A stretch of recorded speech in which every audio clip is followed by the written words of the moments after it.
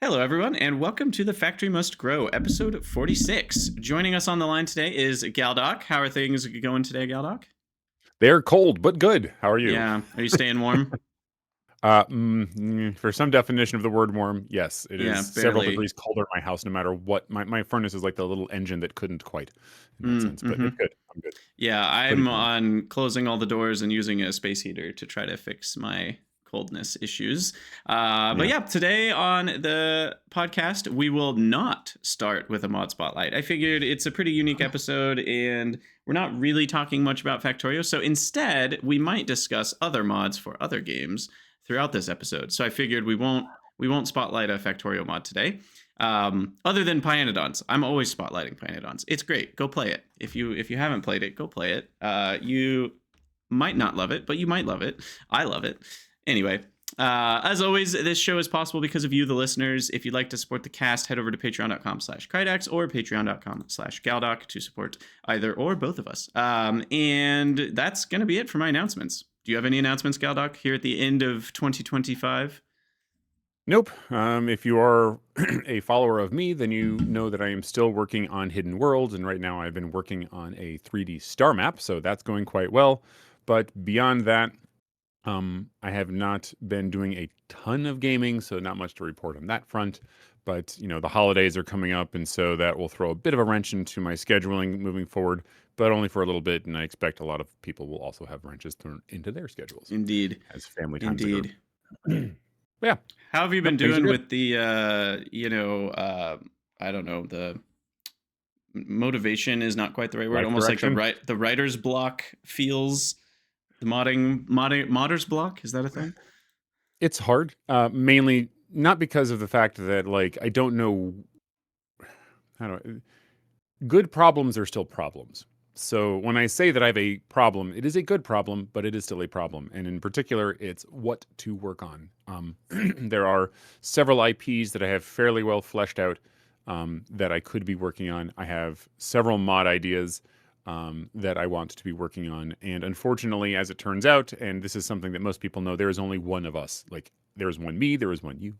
And though I might like to clone myself and have all of the projects done by a fleet of people, and unfortunately, nothing works that way. And thank goodness, actually.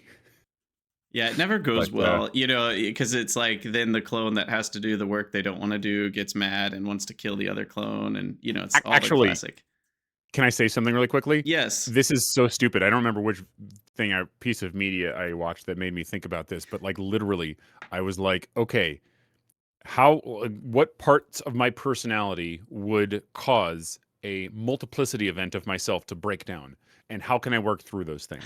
I'm going to preemptively accept that that I might in fact be the one that gets stuck with the drudge labor, but as long as other copies of me come back and say, what they're doing as well, then I can be okay with that. So I've preempted all of those sci-fi tropes, ready for my clone army to come into Interesting. play. But here's the problem. Here's the problem with that, because what happens is you've got you start out as clones of yourself, but we are nature and nurture, and by doing the different tasks, we're living a different life, and we're going to start to fork into being actually different people. Now, we're still very much a lot of the same core, because not only do we have the same, nature, Mhm, but we also have the same nurture of the past.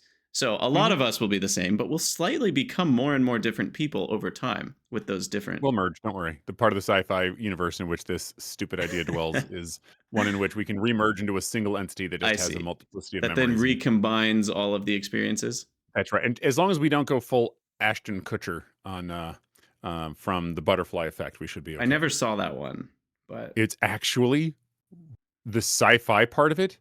I understand that most people are going to be like, the acting was blah. Okay, fine, whatever. But watch the movie. The sci-fi aspect of all it is right, all actually right. really thrilling. And Interesting. just, anyways. Interesting. Okay, well, Excuse me. today's podcast, the main topic we're going to be going over is just kind of a fun one. I did this podcast last year for the final cast of the year, and I thought it was a good one to do again. Now we've got two people as well to talk about stuff. It's just the gaming year in review. So every game I've played, I looked at my Steam history. I probably need to think about a couple games that I've played off Steam as well, but for the most part, they're all on Steam. And just kind of talk through each one. A lot of them are going to get really short descriptions because they're not games that I think are either that interesting to talk about because it's kind of obvious what they are, or they're just games that weren't a high grade in the first place for me, so I don't Right. care to talk about them for a long time. And Yeah. then, so we'll probably just go back and forth a little bit here. I'll talk about a couple, Galdoc will talk about a couple, and we'll just get to kind of chat about them, ask questions, and maybe we can Hope all you're learn about some games that we'd like to try out or games that sound interesting and just kind of get to have some fun chat. I would also kind of like last week or last podcast, I would recommend you guys do this too. It's actually really fun to look through your last year of all the games you've played and kind of write out a couple thoughts on each of them. I found myself having a lot of fun memories and nostalgia pieces. And so this is another exercise, kind of like our Factorio.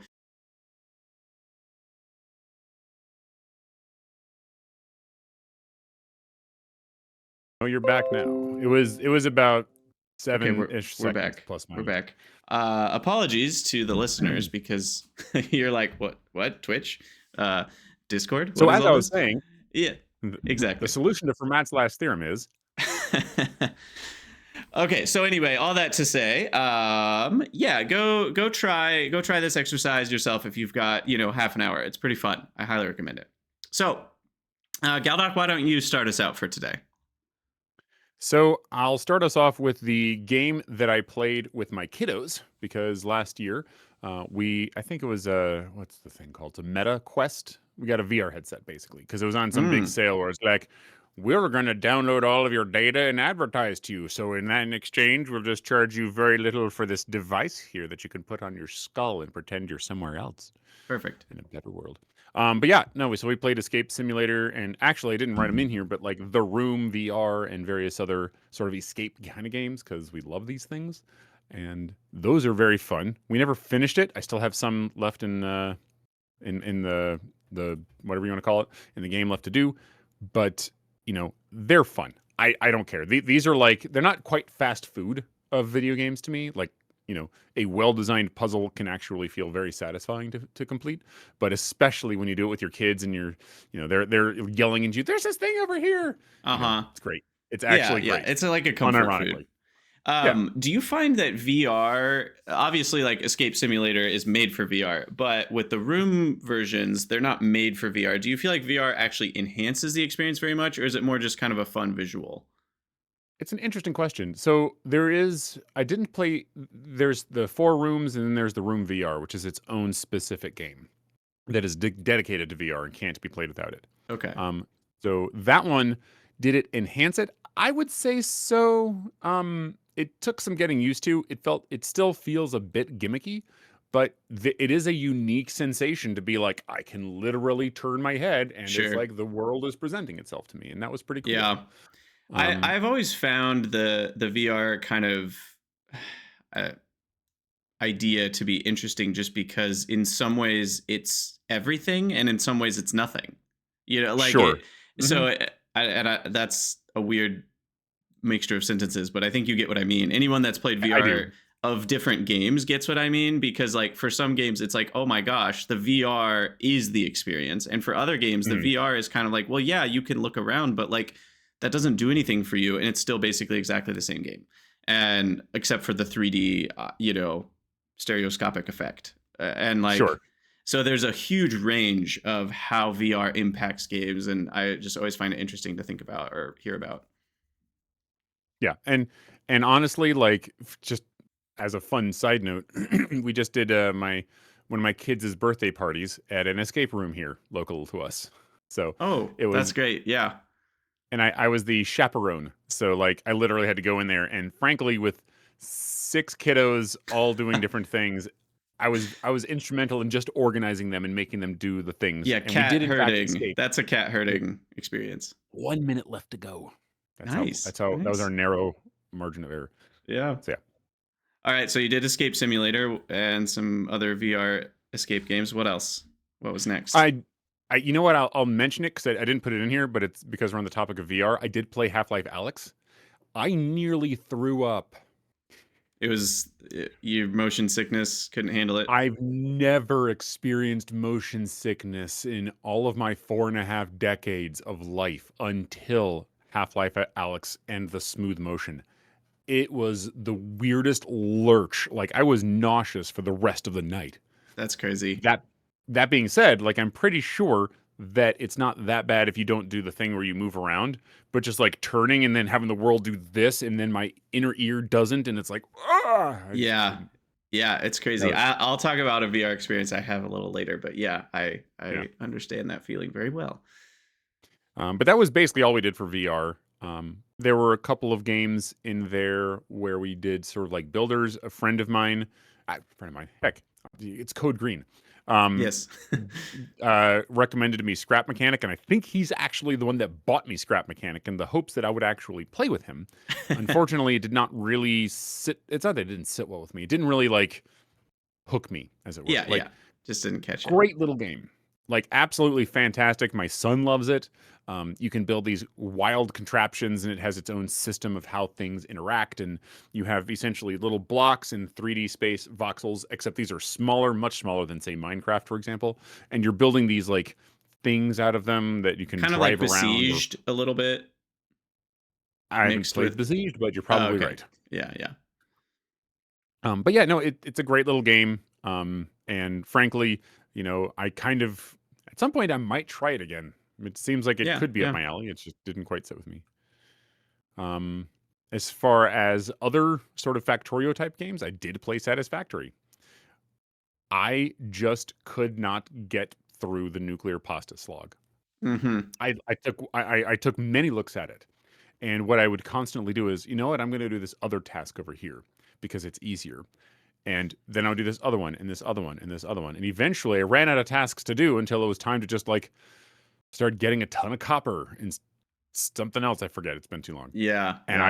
I couldn't. I bailed. Like, building the railways took so long just to build the railway, not to use it, not to set it up. Like, I didn't feel like I was designing anything. I didn't feel like there was any Yeah. ask of me to do anything interesting.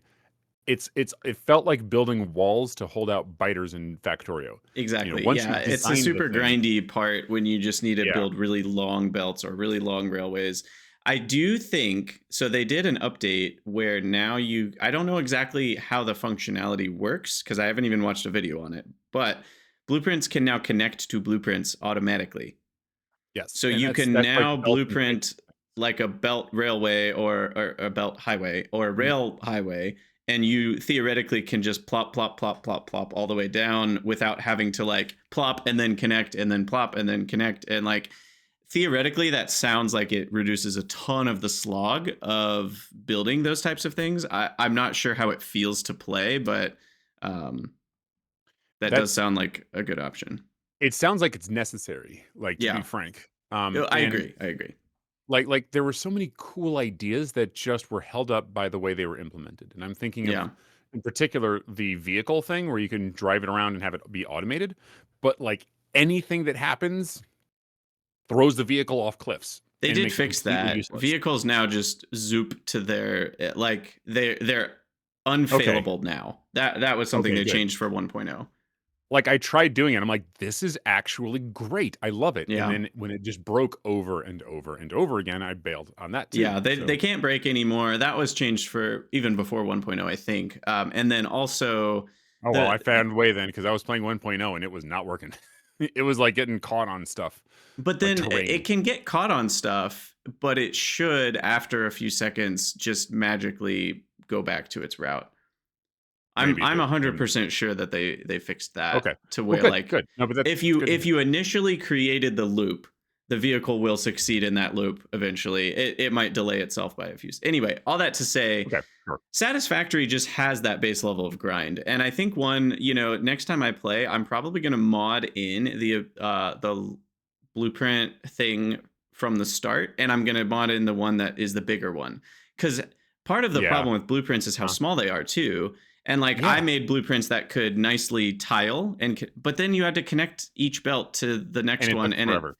it was a Yes. pain in the butt. And so being able to blueprint something that's I don't know about 5 times bigger or so would have helped me also just plop things down more easily, and that would have helped too, I think. Or, being able to blueprint things that exist in the world already without all this rigmarole. Like, Like I a copy understand paste. that. Well, exactly. Like, Yeah. because half the time you're doing this, you're like, okay, well, I'd actually like to do this. Um, that I've already built. I'd like to just Right. copy it. But no, it's like let's slow down the player experience and make it so that you have to build this thing and then you have to Yeah. inside the thing and then I mean, and to a certain extent I get it. It's more of a technical limitation, I think, than a deliberate this is what we want the player experience to be. And yet I it don't just think felt so, because in the world edit, I don't know what it's called, but the world edit for Satisfactory, you could literally just copy paste sections of buildings from really 3D space to a different 3D space, and it okay. works. Well then, So I don't think then it's a now I'm grumpy about literal it. technical limitation. I think it's more of a, like how Woob does things, where it's like, we can't find a way to make this feel good and intuitive for players that aren't like professional players, to the point where we want to add it to the base game Right. experience. I think it's more of that issue than it is like they couldn't make it work. That I mean, well, I fair, but man, does that feel like it's a bit silly because I'm almost certain Yeah. I know how to do that in such a way that it wouldn't feel I mean, you'd bad. think so, but I still think the average player, especially for Satisfactory, is even at a more like, they're not an engineer person. Like, that's a lower average than even Factorio. Like, I think Satisfactory, because of its 3D nature, has attracted a huge audience. Oh, And sure, sure. that audience isn't even going to use the blueprint feature in the first place, let alone something like copy paste. That's As the of well, audience who you enjoys might be right, but a creative base building experience, and the grind is actually part of the fun for them often. And so I do think it's a very different audience, on average, for Satisfactory, that we are very much a long distance from, as like sure. And hardcore I don't know Factorio though. I players. I feel like copy paste is pretty intuitive. Like I don't think it's that It is, but not that big of a mental leap. I don't think most players would even use it, is my point. Even if it Yeah, existed in a way maybe. that felt easy to use, I don't think most Satisfactory Yeah, players would fair use it. enough.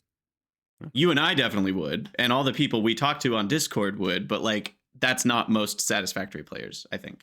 Yeah, I will own that I am a bit out of touch. Just I am in my ivory tower of game Yeah, design and it's not so much out of principles. touch, it's just like, you're not the masses. Like, there's Right.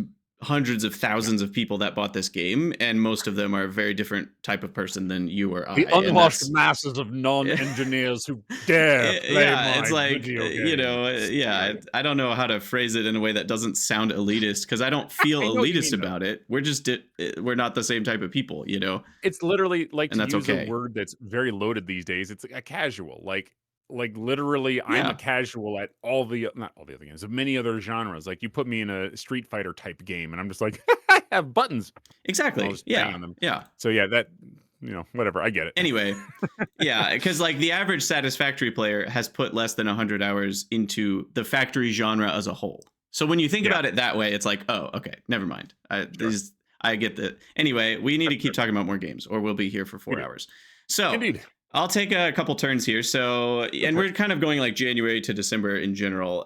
So I started out the year, and I don't remember if I started this one in December, but it's called Fractal Block World, and holy moly, this Hmm. game is I to anyone listening, just go look at the Steam page for it for a minute and watch the trailer, because it's the weirdest.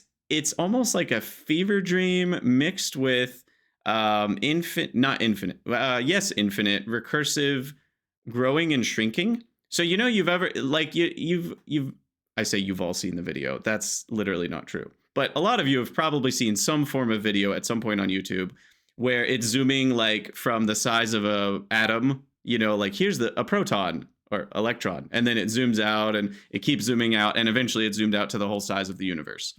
And every Imagine you factor could of 10, you do get a whoosh that. sound effect. What's that?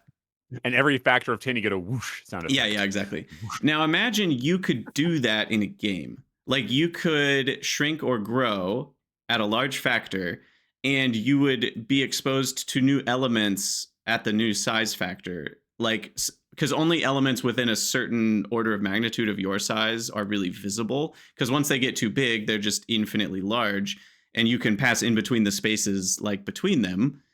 And once they get too small, you can't see them anymore. So you can only interact with elements that are within a couple orders of magnitude, because otherwise they're just outside of your scope. And so it's a 3D game, 6 degrees of freedom game. So imagine like, you're flying around and you can fly up, down, left, right, side to side.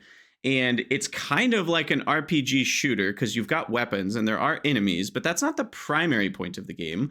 But you do need to progress your like power level of weapons and such, and health and shields, to be able to defeat the enemies. So it's a little bit of like Metroidvania almost, where it's like, oh, you need to kind of get better at this so you can go to this area.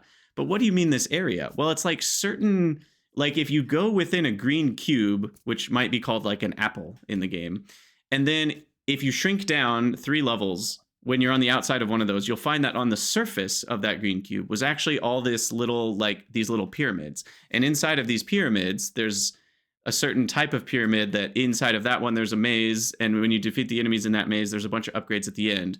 But then you can like grow again, and you can then go find a different one. And there's all these different levels of recursion. I mean, and each level I think is 16 or 32 size difference.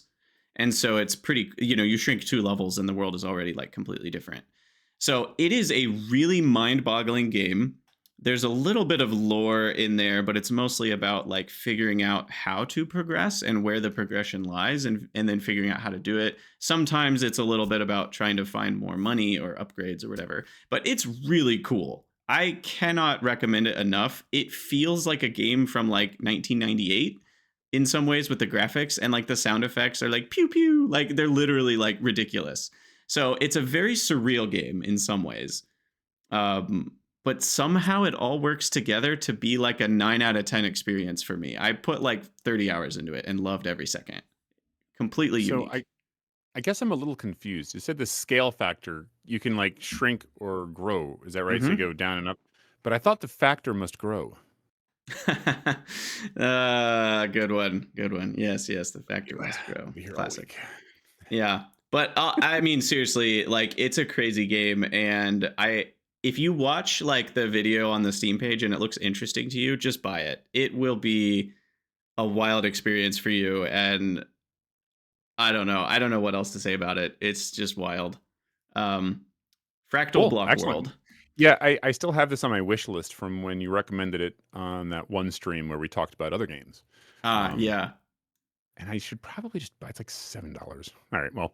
Yeah, I mean, you want to have at least a good, 5 to 10 hours to sink into it, because it gets better. Like I feel like it starts out a little weird, and then after you're into it a couple hours, you're like, oh, now I get it, and it clicks, and then you're like hooked for a while. Anyway, the next game was Annihilate the Expanse. I think I've talked about this one before as well. It's kind of an RTS tug of war game. It came out with a big update, and another campaign was released. It's in EA, and it's being developed pretty slowly, pace-wise, but game is already worth the price. It's incredibly fun if you like the tug of war kind of feeling. It's almost like auto battler tug of war type thing, where like you just produce the buildings that produce the units. But you do decide where and how to build your buildings, which buildings you use. You're in charge of like your economy, which has like an energy and kind of like population limit are your 2 main resources, and also matter. I guess there's 3 resources, and you're trying to kind of get the right composition of units to defeat their defenses and their compositions of units, and everything's just automatically fighting. It's a very visually appealing game too. The battles they're on a 2D kind of plane of existence, but the units themselves will like drift vertically and such, so there's still a 3D like spacecraft shooting other spacecraft element. It's really cool. I recommend that one. Yeah. And then another 2 I'll just mention real quick is like idler incremental games that you can beat in 1 or 2 afternoons, which sometimes people want the short versions, which are kind of fun because it like has a finish point, rather than this is an incremental game that I need to sink 300 hours into over the course of 6 months. So these are on the opposite end of the spectrum. It's called Universe Horizon, is quite fun. And then Deep Space Cache. That one's really short, like a couple hours. All right. I see. Back to you, Galdoc, for a few. Loading them. I'm looking at them online right now. Oh, I see. Oh, okay. Yeah.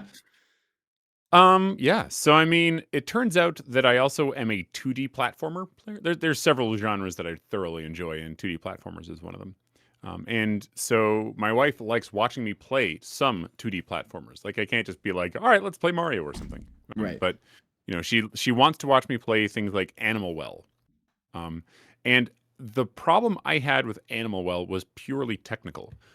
It is a very solid little game. I love the fact that it doesn't seem to have, or at least so as far as I got into it, um, the standard complement of items. Like you get a bubble wand that you can cast a little bubble, and then you can hop on and you can jump off of, but it pops afterwards.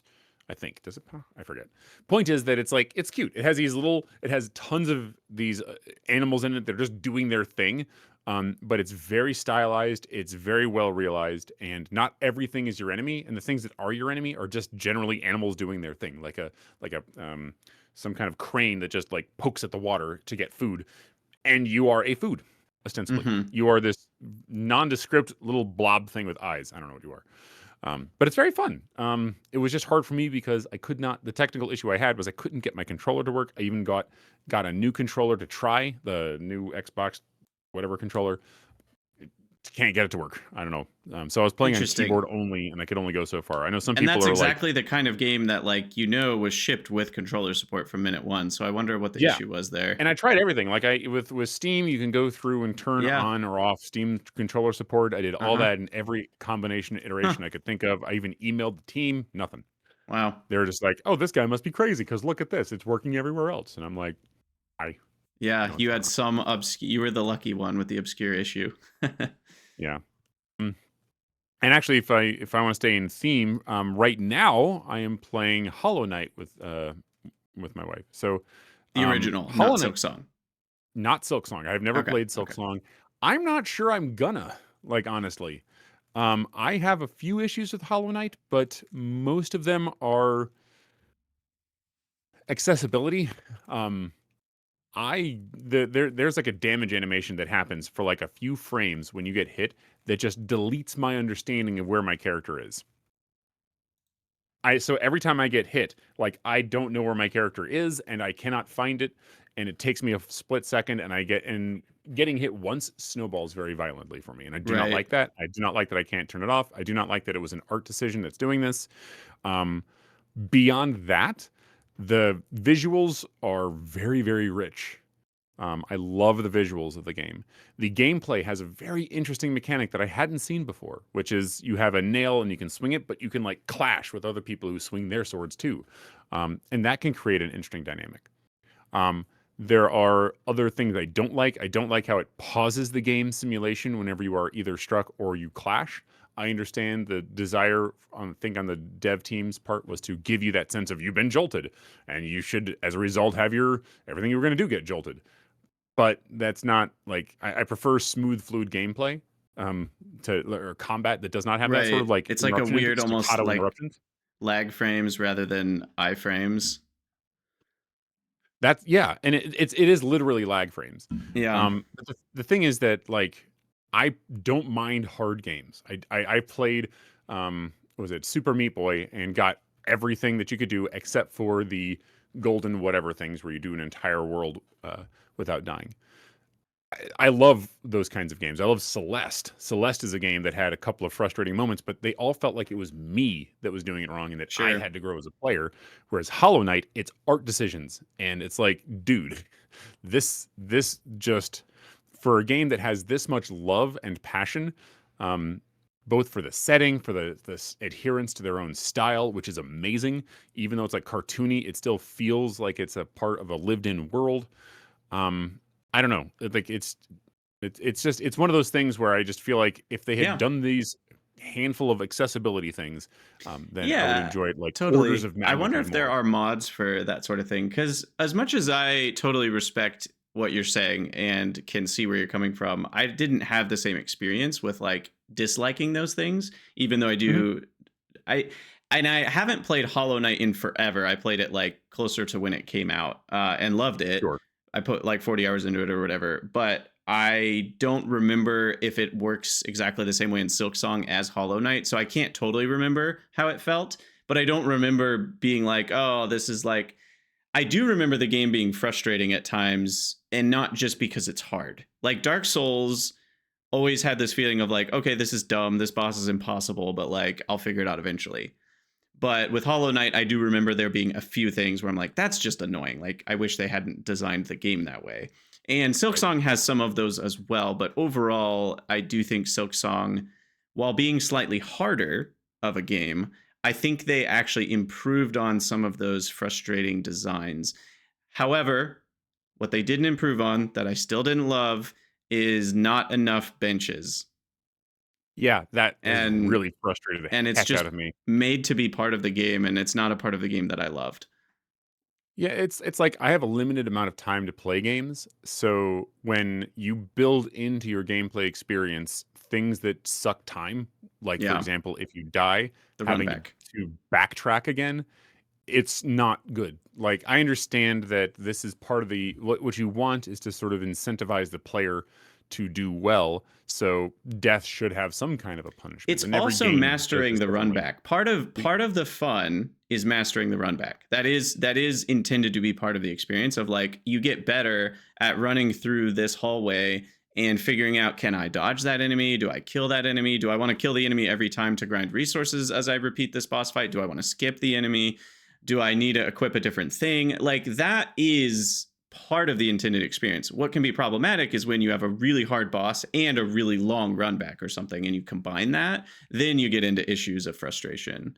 Having run Well, backs that from time to time or a eh, short run back that you have to repeat, I think is actually, um, again, you may or may not like I it. That's a disagree. I preference. completely disagree with you on this. I'm completely on the other side of this. Right, but my point is it's a preference. Sure, sure. My point is Yeah, yeah. not to It is say a it's preference. inherently good or bad. My point is to say Right. it is part of the intended experience, and there are lots of people that find that to be like if it was missing from the entire game, they would like the game less.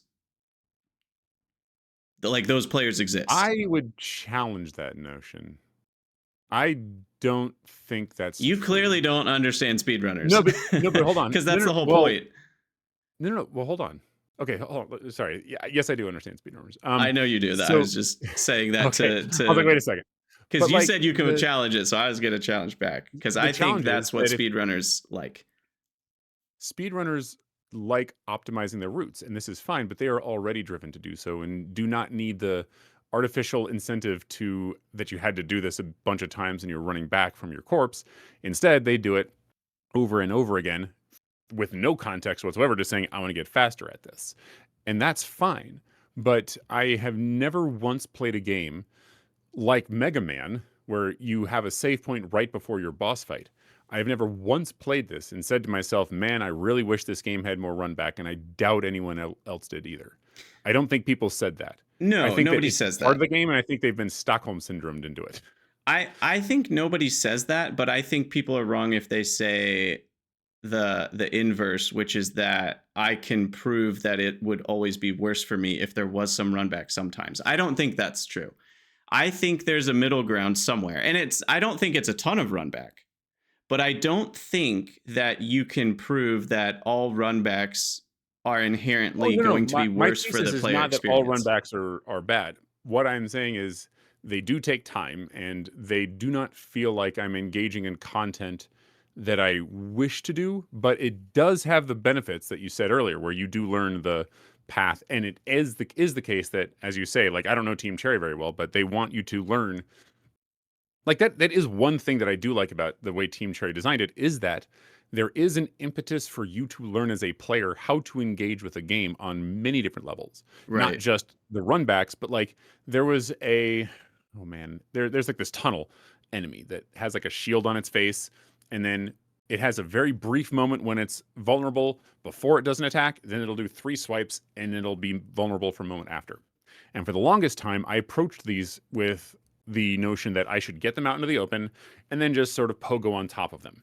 But it turns out that Team Cherry thought this was dumb and that I am dumb for doing it because they threw me in a situation where there was a tunnel where there was no option to pogo. And they said, get wrecked or learn. And so I sat there and I thought to myself, okay, well, what if I did this? Can I goad the enemy into attacking? And I could. And I learned something that I would have completely missed had I not been put in a situation where I had to learn that. Right. And that's where I think the game is the strongest. That's when, like, if I'm fighting a boss that is hard as nails and I Heh. don't know what to do, and I have to take a step back, look at the drawing board, figure out what, what are they called? The charms that I've got equipped are, what my approach is, what my strategy is, and I have to rethink about that. That is when this game is at its strongest. Yeah. No, Those are the I moments agree. where I'm I like, agree. all right. I think runbacks as a general topic, because we could talk about that probably for a whole Oh, sure. podcast. So let's not. Yeah. But just kind of a final thought is this idea that I think players don't always know, and neither do game designers. I'm not glorifying either side, but I don't think players always know what feels good, even in the like you can have what am I trying to say? What I'm trying to say is you can have experiences in a game that don't feel great. You're like, this kind of feels bad. That at the end of the gaming experience actually turn into a net positive for your experience of the game. It's the same thing in real life. Like in real life, there are things where when you look back at a whole experience or a whole season of life, you're like A plus B plus C was a 10 out of 10, but B individually felt like a negative. And there's this weird way that things can combine and coalesce into more than the sum of their parts, or even more than like a bad thing can be part of a greater that actually was an important balancing act. Not but again, that's a really tricky thing to get right as a game designer, and it's really easy to go in the wrong direction with some of those things. And obviously, like Elden Ring versus Dark Souls is a great example of this. The original Dark Souls games had really generally medium to long runbacks that you had to master to get to the boss fight over and over and over again. And then Elden Ring went with the route of we're pretty much almost always going to put a bonfire right before the boss room. So you can just fight the boss over and over and over again. Maybe a tiny run back, like one or two hallways, kind of easy. Sure. And for the most part, I think that made the game more streamlined and more fun in a lot of ways. But there's a little bit of me that feels like something was missing. And I can't fully describe it. And I'm not saying that long runbacks for a lot of the bosses would have been better, but there's something there that's not just like, removing all runbacks is inherently just going to make the game better, period. There's Oh, something sure. there, and I And don't know that's what and it that's is. well, the I think the approach you've taken could do with one minor tweak. It's not that a game designer gets it right or wrong. It's how does Well, it yeah, that too. change this? How does it change the experience for the various groups of people that will play the game? And for some people, this is an essential thing. I don't know what that group looks like, but maybe there's a run back group, fine. But for most people, this is going to be an element of the experience, and for some people, it will be very negative. For some people, it will be somewhat negative. But the Right. the thing that most game designers are aiming for is the level of frustration. Not necessarily frustration is the wrong word. I personally think that when you've gotten to frustration, it's gone wrong. You want to get to the point where someone feels challenged in such a Yeah. way that they are willing to grow. Like in teaching, Right. we would call this the Zone of proximal proximal zone of development. development. There it Mm-hmm. is. Mm-hmm. So when you're a game designer, you are aiming to put your players in the zone of proximal development, except the zone of proximal development by its nature says, I am a person who is a teacher who can then help the student get through this. Right. There is no teacher in the game. The teacher is the game itself. Yep. So in that sense, there is a very fine balancing act because you'll have people like me who are very experienced at platformers who can just mow through a huge amount of the game. Like for me, none of the runbacks felt interesting because I've done these so many times. I've played so many games where you have a dash and all this stuff that I've done this a billion times over that for me, it's like, this is not a novel experience. Right. But you also have people who aren't me and who have not done this and it is still novel or however you want to phrase that, right? I'm in Yeah. one group, they're in another.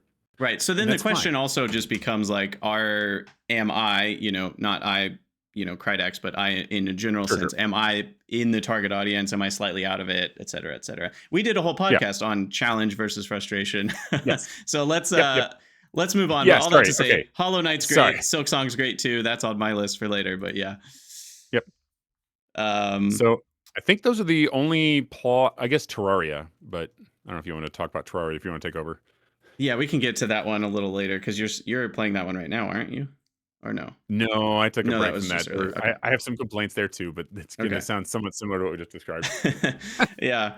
We could, yeah. So after that, so I played those idlers that I talked about, and then I did a Vampire Survivors kind of re-dive in. That's a game that I've picked up quite a few times over the years, and Vampire Survivors has continually released DLC. That's all been really fun.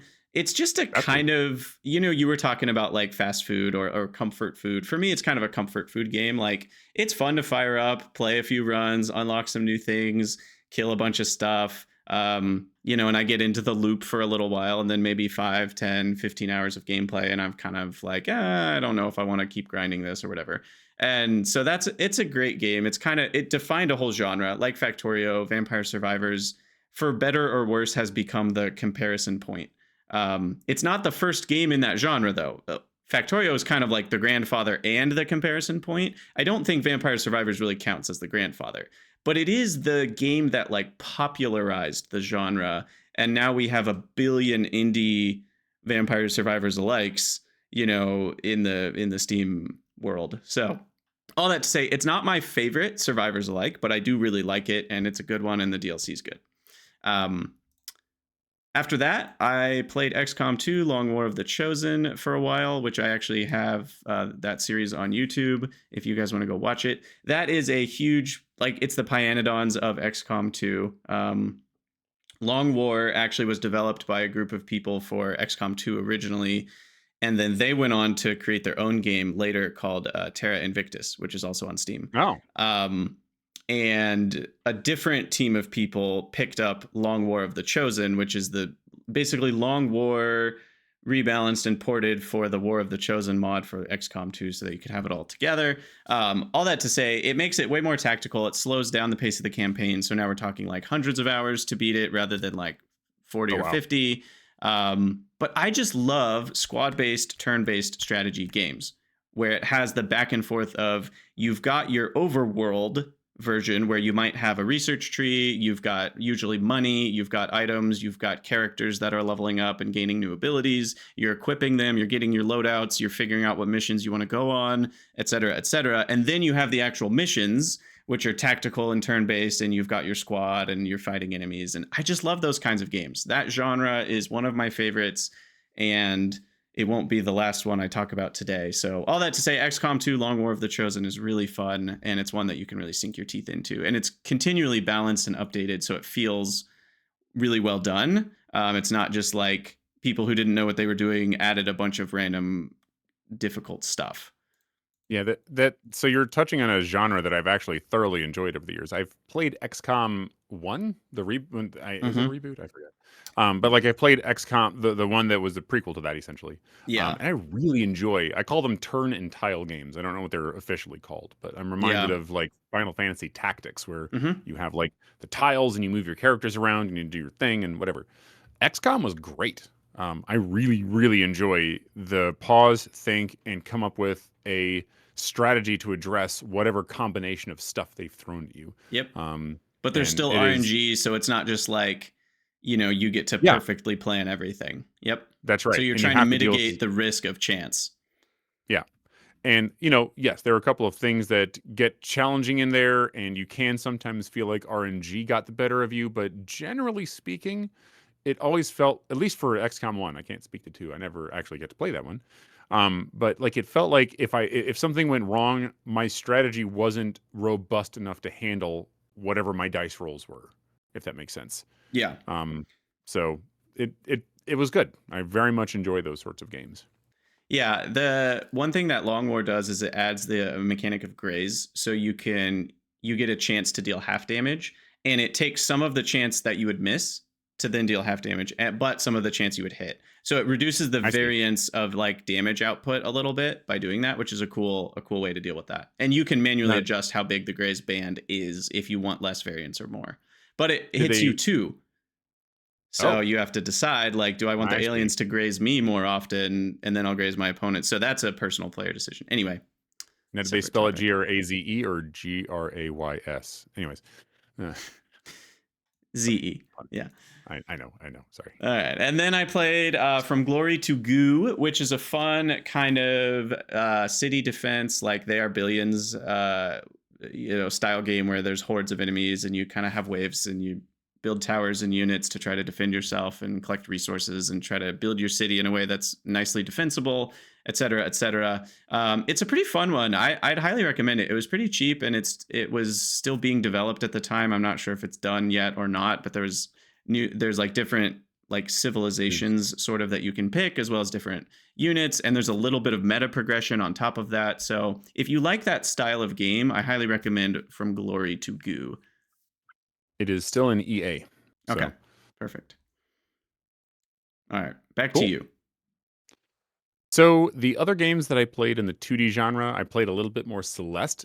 Coming back to comfort food, I really enjoy Celeste. Have not yet beaten the final area, which is Farewell. There's like just it was at that point that I was playing it on the Nintendo Switch with the Pro controller, and for whatever reason I just cannot wave dash with that controller. It's a skill issue, I admit, but I'm try it again with the Xbox controller to see if I can get through there now. But the other sort of platformy type game I played was Terraria, and so Terraria is one that I've played since it literally came out. I saw the video for it, and I was like, "Woohoo!" It was very much like Factorio in that sense. I got hooked by the trailer immediately. But I wanted something different because there were a couple of I've skipped a couple of patches, but by and large, I would every few years do a run through of Terraria and try to collect everything if I could. Usually, I would get a little bored and be like, "Okay, I'm done." How many hours of like the base Terraria game, like no mods, how many hours would it take to beat if you like sort of know what you're doing and you're kind of just trying to do a little bit of everything? Do you know? 10, 20? Okay, so it's not like a super long game. No. I mean, if you're trying to get into Terraria, the only major hurdle that'll happen is that the game makes no effort whatsoever to tell you a dang thing about a dang thing. I've bounced off of that among other things, I think, but yes. Basically, the game has a guide, which is an NPC that you literally can sacrifice into lava to summon a boss that progresses the game, which is just poor guy. Yeah, well, he gets over and over sacrificed as you farm this boss. That's his destiny.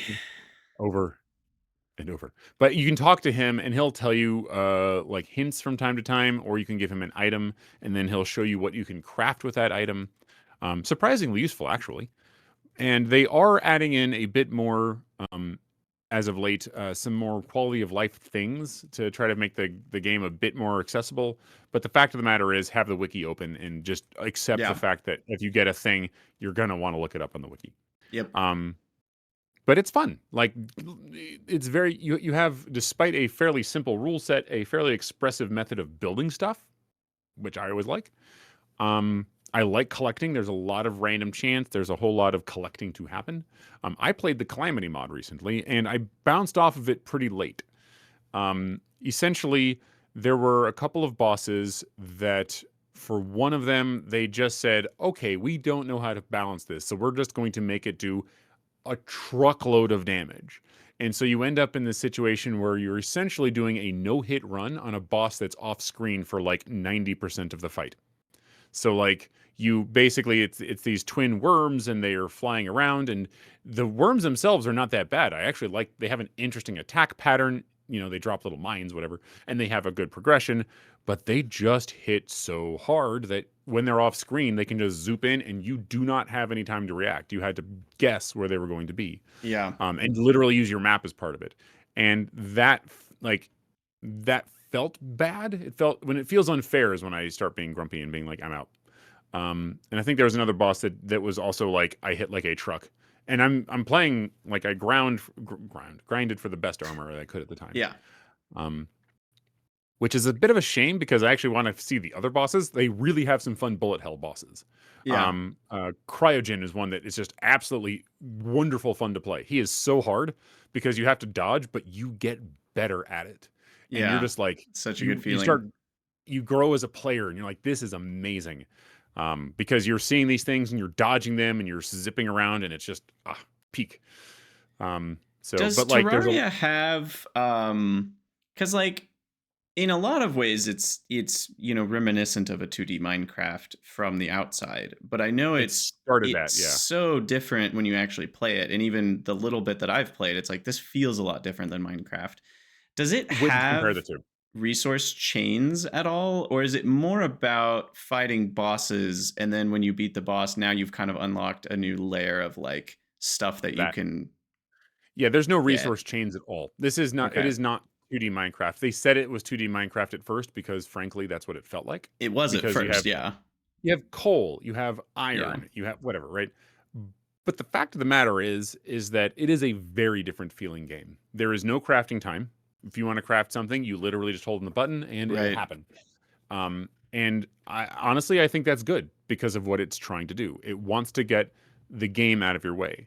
Or it wants to get the game mechanics out of the way so that you can go and do the things that you want to do, which is run around and explore and loot and build and collect essentially. So those are the main focuses of the game. They have like to me mini game things like fishing and if you Sure. fish up certain ingredients you get buy-in from the fact that you can cook those ingredients into things that give you buffs. There's like a golf mini game which doesn't tie into much at all.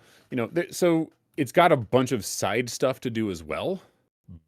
And I'm going to go out on a limb and just say the reason I don't like Minecraft is the reason I have so many problems with Minecraft is because Terraria exists. And Interesting. what I mean is there is so much to do in Terraria. The world is so filled with stuff to find and do that when I play Minecraft, I'm like, where is anything? Like, Mhm. it's just empty. We added a new thing. It's a Squirtle moop, and it crawls around. It does nothing, but it crawls around, and it has two little cute eyes that look at you when you walk And when by. you kill it, you Okay. get a resource that you can craft into some other thing, but what do you need Or that not thing even. for? Yeah. Or not even. Or not Maybe even. you don't. Maybe you get nothing. Maybe they literally made a patch where there was like axolotls and they're cute and they're adorable and they do nothing. It's Yeah, like, yeah. Most okay. of most of Minecraft is a very sandbox focused experience. Even if things And do things, the need for those things is often low or none sure. with vanilla And and Minecraft. and the progression curve is just non-existent in Minecraft. You get wood, you need that for like 30 seconds before you can get stone, which you need for about 5 minutes before you can get iron, which you're going to need for a few whatevers until you get diamond. Like and then you're done. Congratulations. You can Yeah, I enchant mean at some point. that It's was like the true. progression is That was just true like 10 years ago. It's a little bit more than that now, but yeah, they've added copper as of like a month ago or two, whatever it in was. essence, you're not wrong. There is a lot more than that though. From someone that plays a I lot, mean, they would be able to I've tell you. played I've gotten to the end through cheats, but I did get nearly to the end. Anyways, it doesn't matter. The point is Yeah, that like the fact that Terraria is so rich made me judge it. So yeah, yeah. whatever. But what I kind of wanted to get at a little bit of the interesting dynamic of like Terraria is progression and boss focused, almost like kind of how you imagine the old version of like World of Warcraft in the end game, minus all the grind and It is. raiding. It's like Yes. raid focused, like beat this boss, then you can work on Yes. grinding these armors and weapons, and then you go to the next thing. And like it's more of that than it is about like survival crafting. The survival and crafting is technically part of it, but it's very much That's right. not as much the focus of it. So it's an And interesting dynamic there. you can kind of put it in. Like there's a world seed that you can do that where they did a collaboration with Don't Starve. I can't remember the name of the dev team Yeah, there, yeah, but they did a collaboration with them. And you have a starving mechanic, and now you actually have to survive a little bit. But yeah, it's like you have to eat every whatever, and then otherwise you just die. yeah. So I mean, and yes, someone said there is netherite. Yes, but netherite doesn't do anything special aside from it gives you like +1 damage to stuff, but enchantments give you like +24. So it's kind of like okay, Yeah, I mean with Minecraft, there is progression there. You can be like, oh, I need to get a Blaze 3 enchanted super pickaxe of Doom with this other thing from a beacon. Like there is stuff you can do that's better, but the need for it isn't as much there. It's just like players grind to get the best stuff in Minecraft because they can, not because they need to. And that's I think more what you're getting at with the difference of Terraria. there's no impetus to progress. Like so for me, Minecraft is at its best when you're not playing survival because I can't like I have written videos that I have not yet recorded that essentially criticize how Minecraft does it. That being said, um this is always going to be caveated with, I don't know if I've said it often enough here. This is just my opinion. This is just how, Right, I like have, you're probably not the target audience for Minecraft. Period. well, I Like was though. I was, see, that's the thing. I was, but yeah, 15 when I years played it, ago. 15 years ago, it was creative mode, and then I was super happy because I was making stuff. So like that was back before water did anything weird. You had like water blocks floating in air and it wouldn't pour, right? So yes, absolutely, I was the target audience then, and then I was no longer the Yeah, target yeah. audience. I'm Well, not and the target audience for survival anymore. their target audience very much changed when the money started flowing in the millions from kids under the age of Uh huh. 12. They Yeah. changed their tune pretty quickly. So that's why things like GT&H exist, which is far more like Pyanodons than it is like Minecraft. Yeah. But it's still got Minecraft too, which is an interesting dynamic. Anyway, I Sure. digress. Let's keep rolling here. So Yeah. You then go. for me, I next went into Kerbal Space Program again, as I do, because that game will forever, unless they come out with a better thing. I know there's Kitten Space Agency, which is like in development. I am hesitant that will ever feel like a true replacement for KSP. It could be, but it's many years away from that if it ever gets there. What's it Because called? Kitten Space Agency. It's kind of meant to be it's community made, and it's trying to be basically KSP brought into the modern world, kind of like what KSP 2 was supposed to be, which then died, and that was sad. And I don't want to get into that because I could. I'm But so all that sorry. to say, Kerbal Space Program is great. It's just an old game, and modding it is a little weird. For a while, I enjoyed modding it, but it was always this mod soup that I was trying to get to feel like a cohesive, balanced experience, but it was impossible because Yeah. all the different contract packs were made by different people who had no agreement on like how much rewards should you get for sending a satellite to the moon. What about 3 satellites to the moon? What about landing on the moon? And like the numbers are all just meaningless. And so at some point, you either have not enough money or way too much money. There's no feeling of like I'm like sort of struggling with money, so I need to care about it, but it's not like I don't have enough to play. There was never that feeling with modded KSP and all that. So I finally Mhm. decided I'm gonna try RP1. It used to be called RP0, Realism Overhaul plus Realistic Progression. It was this combo of 2 mods.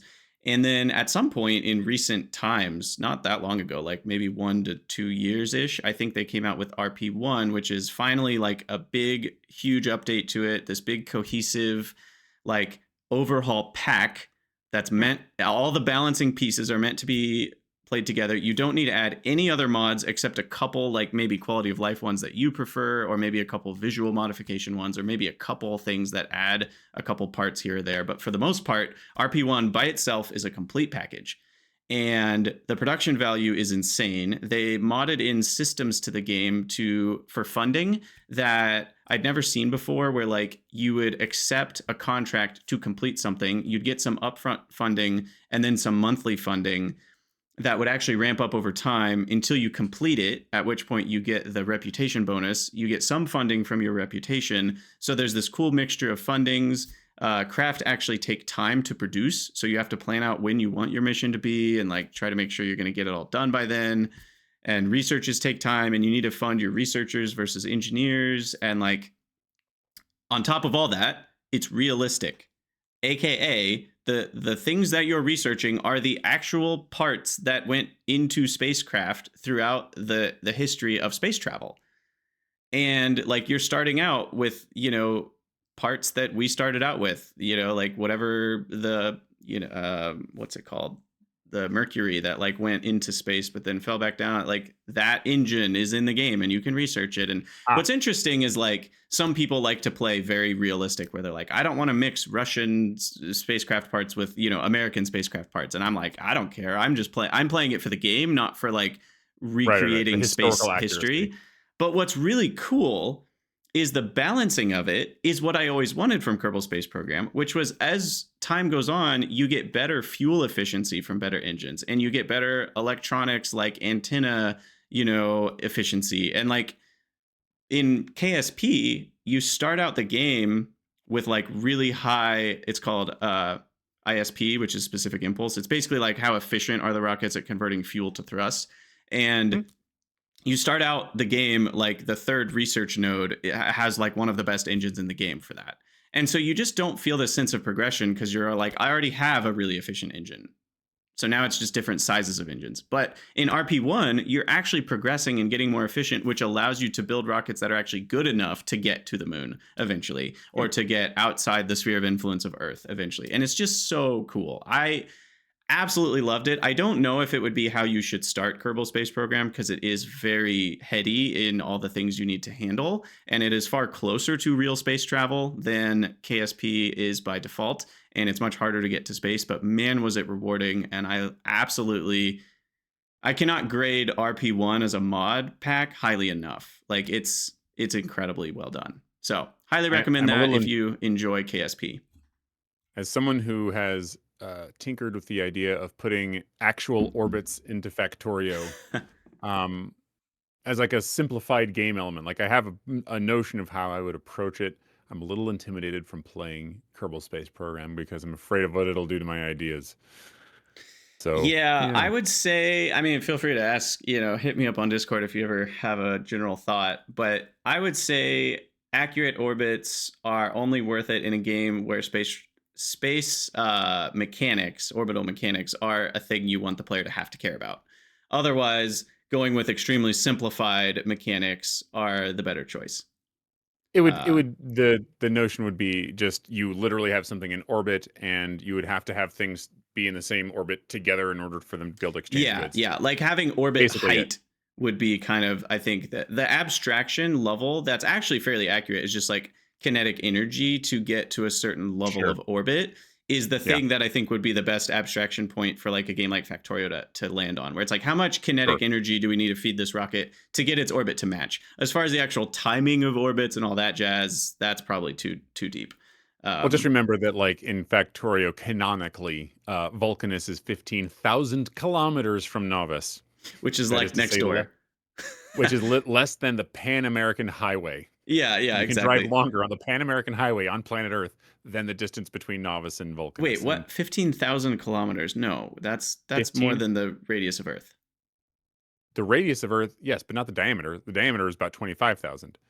And so if I drive, you can drive on the Pan-American Highway longer, and you will go longer than the Pan-American Highway is pretty long. Is it really that long? Pan-American Highway length. This is a total tangent. This is how silly this is.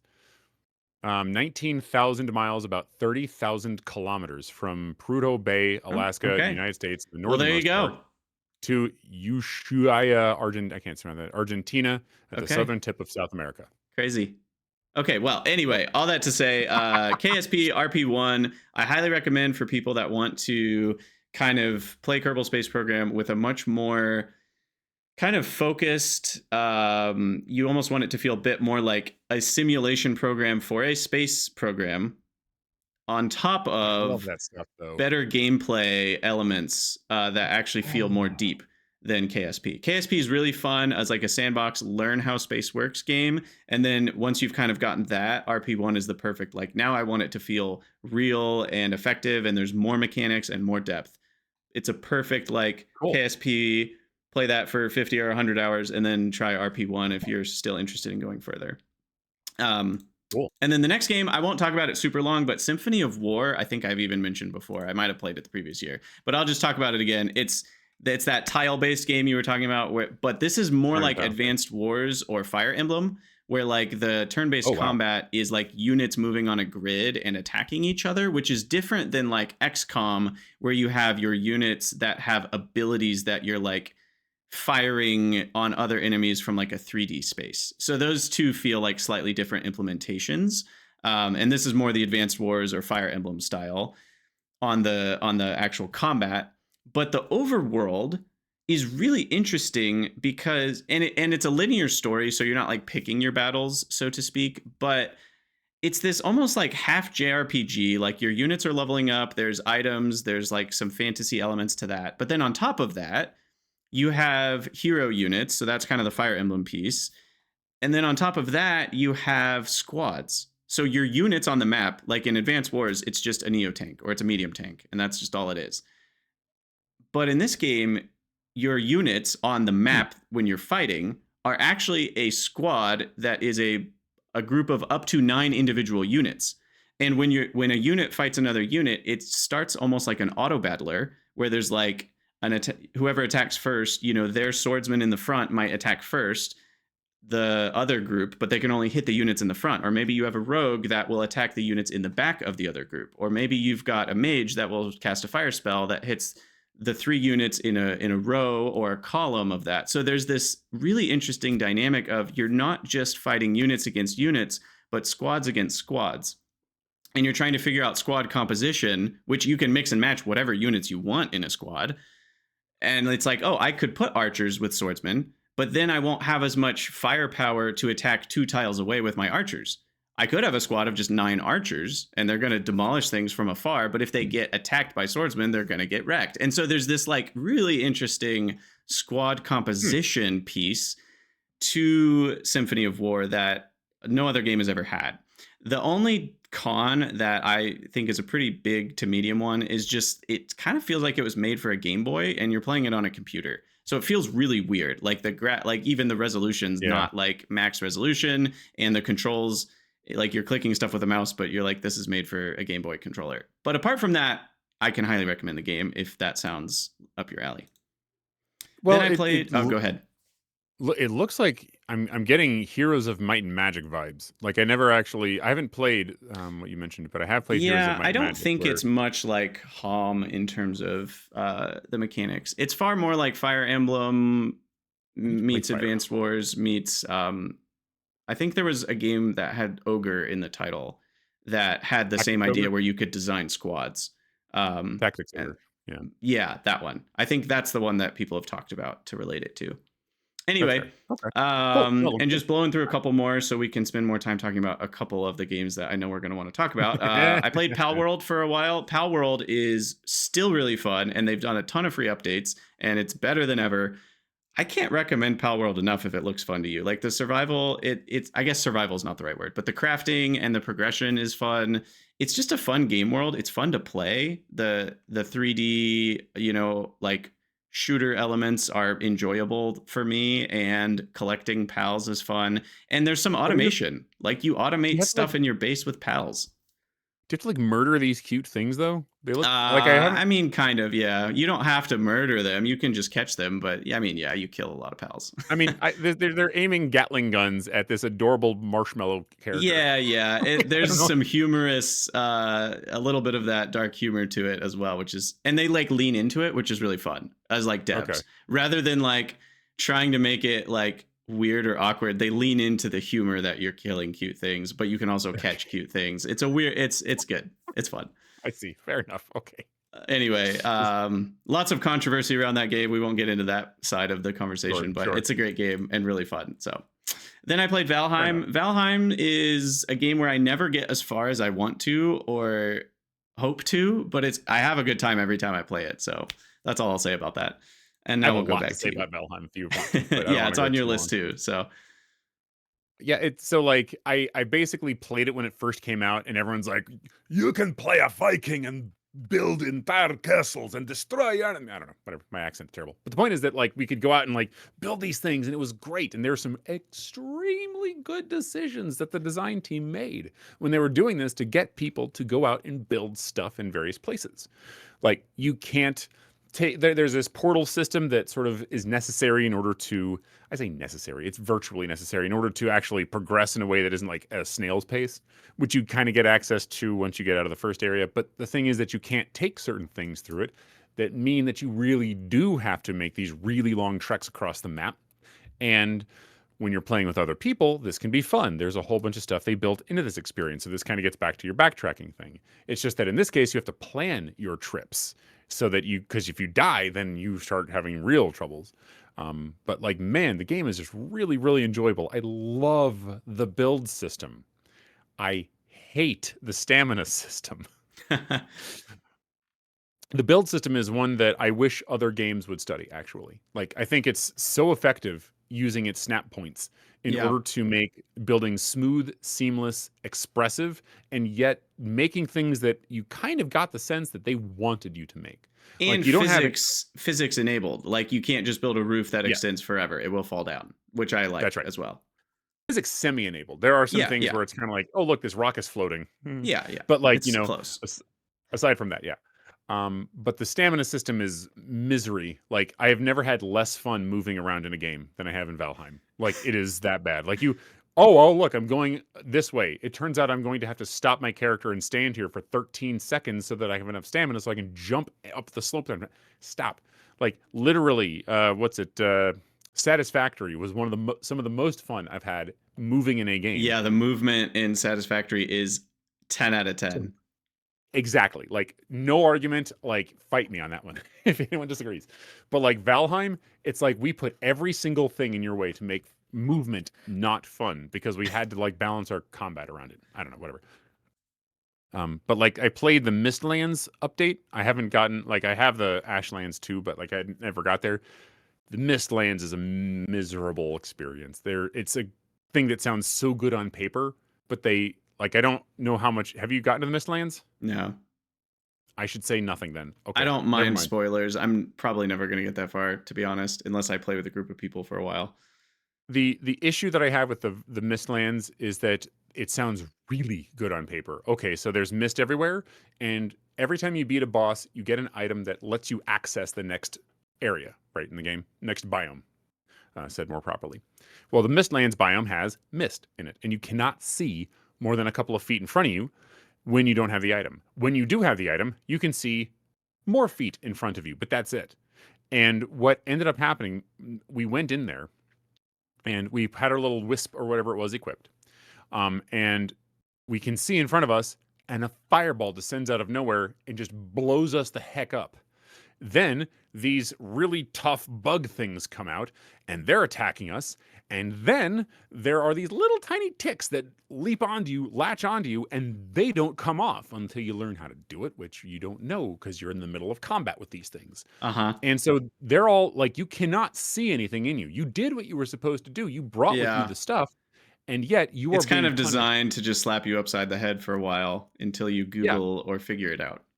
But even once you do, the solution sucks. The solution is one of two things. One, you have to canvas wherever you want to go with these little wisp things. So Mm-hmm. you basically build these little torches around, which Yeah. means that you have to build a ton of these things, and it's just this busy work. You don't Yeah. feel good for having done this. You just feel like I did the thing, okay. And then even when you do that, they're spherical. So you build this torch down, and it removes the fog in a sphere. But above, if the fog is too thick, you cannot see above. And their big bad enemy for that zone is a flying enemy that you cannot see sometimes. Mm-hmm. And don't get me wrong, it's really clever. It's cool, but the terrain has a ton of verticality to it. It's not Yeah. like a field or whatever. It's a bunch of rocks, so you have to climb up and down. Like it. Yeah. We got pretty far in. We got much of the gear that you would want from that area, but it's like I can't find the boss, and the amount of work it would take to just be able to find the little thing that tells you to go in the direction to find the boss. It just takes forever to get through the place. It just Yeah. takes a ton I've of time. decided it's a game that I think is a good game for people to mod to their preference rather than just play the way the developers have balanced it, because I don't think the balance is what everybody wants out of it. If you've got a server of like 5 people that play together and you want to like slowly work your way through the game, the balance is fine, I think, the way it is. But if you're actually just wanting to like play it by yourself or with one person and actually just kind of progress and enjoy it, I think you should double the rate of ore that you get. You should allow ore through portals. You should Yes. change some of the combat balance to be a little bit easier so that you don't need to grind the higher like level ups of weapons and armor to be able to fight things. I just think the game is very grindy at a base level, and that's fine for certain experiences, but probably not what like most people are hoping for, especially if you play by yourself. At least Yeah, I not what found I'm that hoping for. I guess I can't speak for everybody, but when I played by myself, they didn't have those options. They do now. right. Yeah, those are By and new. large. And But there's lots like of mods too that, have cropped up for all the things people don't like. So, but it also turns out there's dev commands, and you can just like there were many times I was playing single player, I'm just like, I'm not going to go get my corpse back. I put on dev commands, I flew over to my corpse, I got it, yeah. and I went right back. Yeah. And I just And kept on going now as if there's I an option for turned it keep back off. stuff on death, which is nice. Not all of your stuff though. Only your equipped items. The Right. rest of your inventory is still out there, which I still don't like. You can't turn that off, which I don't agree Yeah. with. But that's But just you can me. get a mod for that again. So that's why I'm saying Yeah. like It, I I, encourage there, players to mod yes, and to their and be desire. careful though, because mods I don't think are sanctioned still. Like Yeah, they are. they're still reverse engineered. Are they? No, I Because they mean you can. Well, there's a separate. You download a separate thingy for it, but they are like there's yeah. a mod menu in the game, so they're sanctioned in that sense. Oh, I'm that's I'm new. I guessing didn't you even notice that. disable. I'm guessing you disable achievements and stuff, but the game. It's not like the Yeah, devs sure. are like we don't support mods. At least Well, I they did don't. it first. They at I first it don't was think that. it's that anymore. I hope you're correct because like and maybe I'm wrong. I'm not going to speak Yeah, to where they I'm are not now, 100% confident in what I'm saying either. So but we'll let you guys that's okay. figure that out. Let's keep Anyways, going. it's still a good game, still worthwhile. As you say, Yeah, play for the part where it's delicious and yummy. yeah. So, All right. do you want to go or So do you want me to keep going or I want you to keep going on the BP. I think it's time for the BP conversation. the BP conversation happen? So I have my notes in front of me from all the And let's things that also I had. remember we did talk about this game a lot on the podcast too, so we don't need to say everything. Otherwise, we will be here for 3 hours. We will. So yeah, Blueprints, amazing game. Still like in my top level of games, or whatever you want to call it, top in the ranking of my games, particularly of Mist Lakes. So still very, very much enjoyed. Did you finish it? It depends on what you mean, and so last conversation we had about this game, we were very spoiler light, almost to the point of not being able to talk about it. I Yeah. think we should go a little further than that in this podcast because the game's been out for quite a long time at this point, and most of the people that were super hyped about it have played it by now. If you are still really hyped about playing it and haven't touched it, skip ahead 10 or 20 minutes in this podcast because we're gonna Yes, we're gonna that's a good spoil idea. some things here. So spoiler And alert! it's going to be Spoiler alert! it's going to be a lot of like plot spoilers and maybe a couple of like we'll say words that are related to puzzles that you would Yeah, maybe but in be general, spoiled. just talking about the game mechanics, Yeah. I think is enough of a spoiler. Like, Yeah, so much that's of true. the game is learning even how the mechanics work. But all this to say, now here comes the spoiler. So skip, don't listen if it's you that doesn't want to listen. All right, anyway. I did make it to the antechamber, and then I got the thingy that then allows you to go to the underground thingy that has the 8 doors that are all locked with special locks. And I did a couple of those, and that's kind of where I Okay. ended. So like I sort of beat the game, you get the credits from that, but there's You're still nowhere so near much more game. there. Exactly. Yeah. There's so much Yeah. more game, and I know that, but I kind of got to this for me, and those of you that have listened to the podcast and my life update stuff on the channel, like that's around the time the divorce process started, and so and we had been playing together, and so there was a lot of this weird Yeah. I kind of want to play alone, and now so for me that's kind of when I petered out for both. I was also kind of tired of it. Like I had put over 50 hours into the game at that point, and it had all been fun, but I was like, But yeah, I'm it's a kind lot. of now I'm banging my head against puzzles rather than like flowing through lots of puzzles. They were getting Right. really hard at that point. Um, so at that point, I was And just kind of like, engaging with them is hard because you can't even like you have to do so much work just to begin engaging exactly, with the puzzle, which is exactly, where I was like, ugh. yeah. But all that to say, I loved every second, and I had very few complaints about the game with those Yeah. 50 hours. Yeah, my complaints tend to be around some of it's user interface stuff. Some of it is yeah, how do I even say this without sounding like an idiot? Basically, I don't want to have to struggle with the interface to try to get a puzzle to get solved. There is one puzzle in particular where there is zero feedback that what you are doing is in fact what you are supposed to do. Which one was You this? simply had to you have not gotten to it. Do you Oh, a want me to say later one. anything? Okay, never mind then. Okay, No, I don't want spoilers for like that stage of the game. that's fine. But So basically, there is a thing that you're said generally. There is a thing where there is an interface that you can do, and if you like intuit what to do correctly, then it'll work. But there's no like you're right, and all it would take is a little tiny, for example, sound effect saying that you have done a thing, and that thing was either right or wrong, gotcha. and thus you Yeah. are interfacing with the puzzle. That is a little tiny complaint that I had. That one held me up for a couple of hours. because every other part of it I had right. Like I'm staring, like I've interpreted the clues correctly. It was just that one user interface piece. Yeah. Um, and there were some puzzles where it is, and this is a maybe a mild spoiler, but I think where you were, it might not be. There are a couple of places where literally part of the solving of the puzzle is for it to be a certain time of day, meaning you need to sit there with your finger in your nose, being like, "I'm going to wait for an hour" or whatever. Right? It's not Yeah, the fully an hour, but timing based ones were a little weird, and in general, I think, and if you read the Steam reviews, most of the complaints revolve around not being able to access the puzzles you're trying to solve frequently right. enough. Yeah. But then again, I'm guessing a lot of those negative reviews didn't get to the points where you realize, oh, you can actually modify the frequency of certain tiles with this other thing. And it's like there's a little bit of ability to control these things, but it's still not enough. It does feel a little bit frustrating sometimes. But I think that leans a little bit towards the game's trying to get you to do whatever is in your path, not whatever you want to do, which is good. But at some point, there are just a couple puzzles you're really trying to hammer out, and you may not be able to do them. So you're just kind of like, well, I didn't find that room today, next day. I didn't find that room again, next day. And that's not where you want to be. Right. Right. And honestly, like you can get to the point where you do, as you say, modify it. And it does feel good to make those achievements and get those abilities and so on and so forth and realize what they do. But there was a few also that I felt like they needed a bit more better explainer. But at a Yeah. certain point, I have to accept responsibility because it says text on the screen, and if I don't read it, that's on me as a player.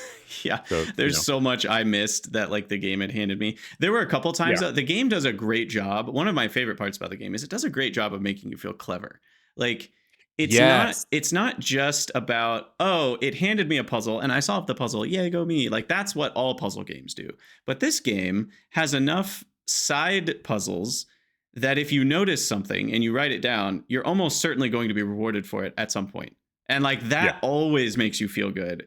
Like for me, and this is a major spoiler for one of the puzzles, pre antechamber stage, but the church room or cathedral yes, chapel, the chapel one, which with yeah, the stained glass windows, like I was like, those have numbers on them, those have like different angels wearing different outfits, I bet that's going to be important. And so I like took a bunch of notes down, and it hmm turns out that's important later. And I felt so good for like having already done all that legwork before I even needed it. It just made me feel really good. I want Code Green to be around right now. I don't think he is because that exact puzzle you just mentioned, they're also wearing different hats. And Yes. then as you're going through the game, you see rooms with different hats in them. And so I Yes. was so convinced that there was a hat puzzle that I had notes and pictures and organization. There's no hat puzzle. I'm sorry. Yeah, that's the other thing is sometimes the game gives you I don't even know. I don't know if they're intended to be red herrings, but there are just natural connections our brains can make. Like we create lots of our Yeah. own red herrings, of course, because we're hmm looking for hmm connections everywhere.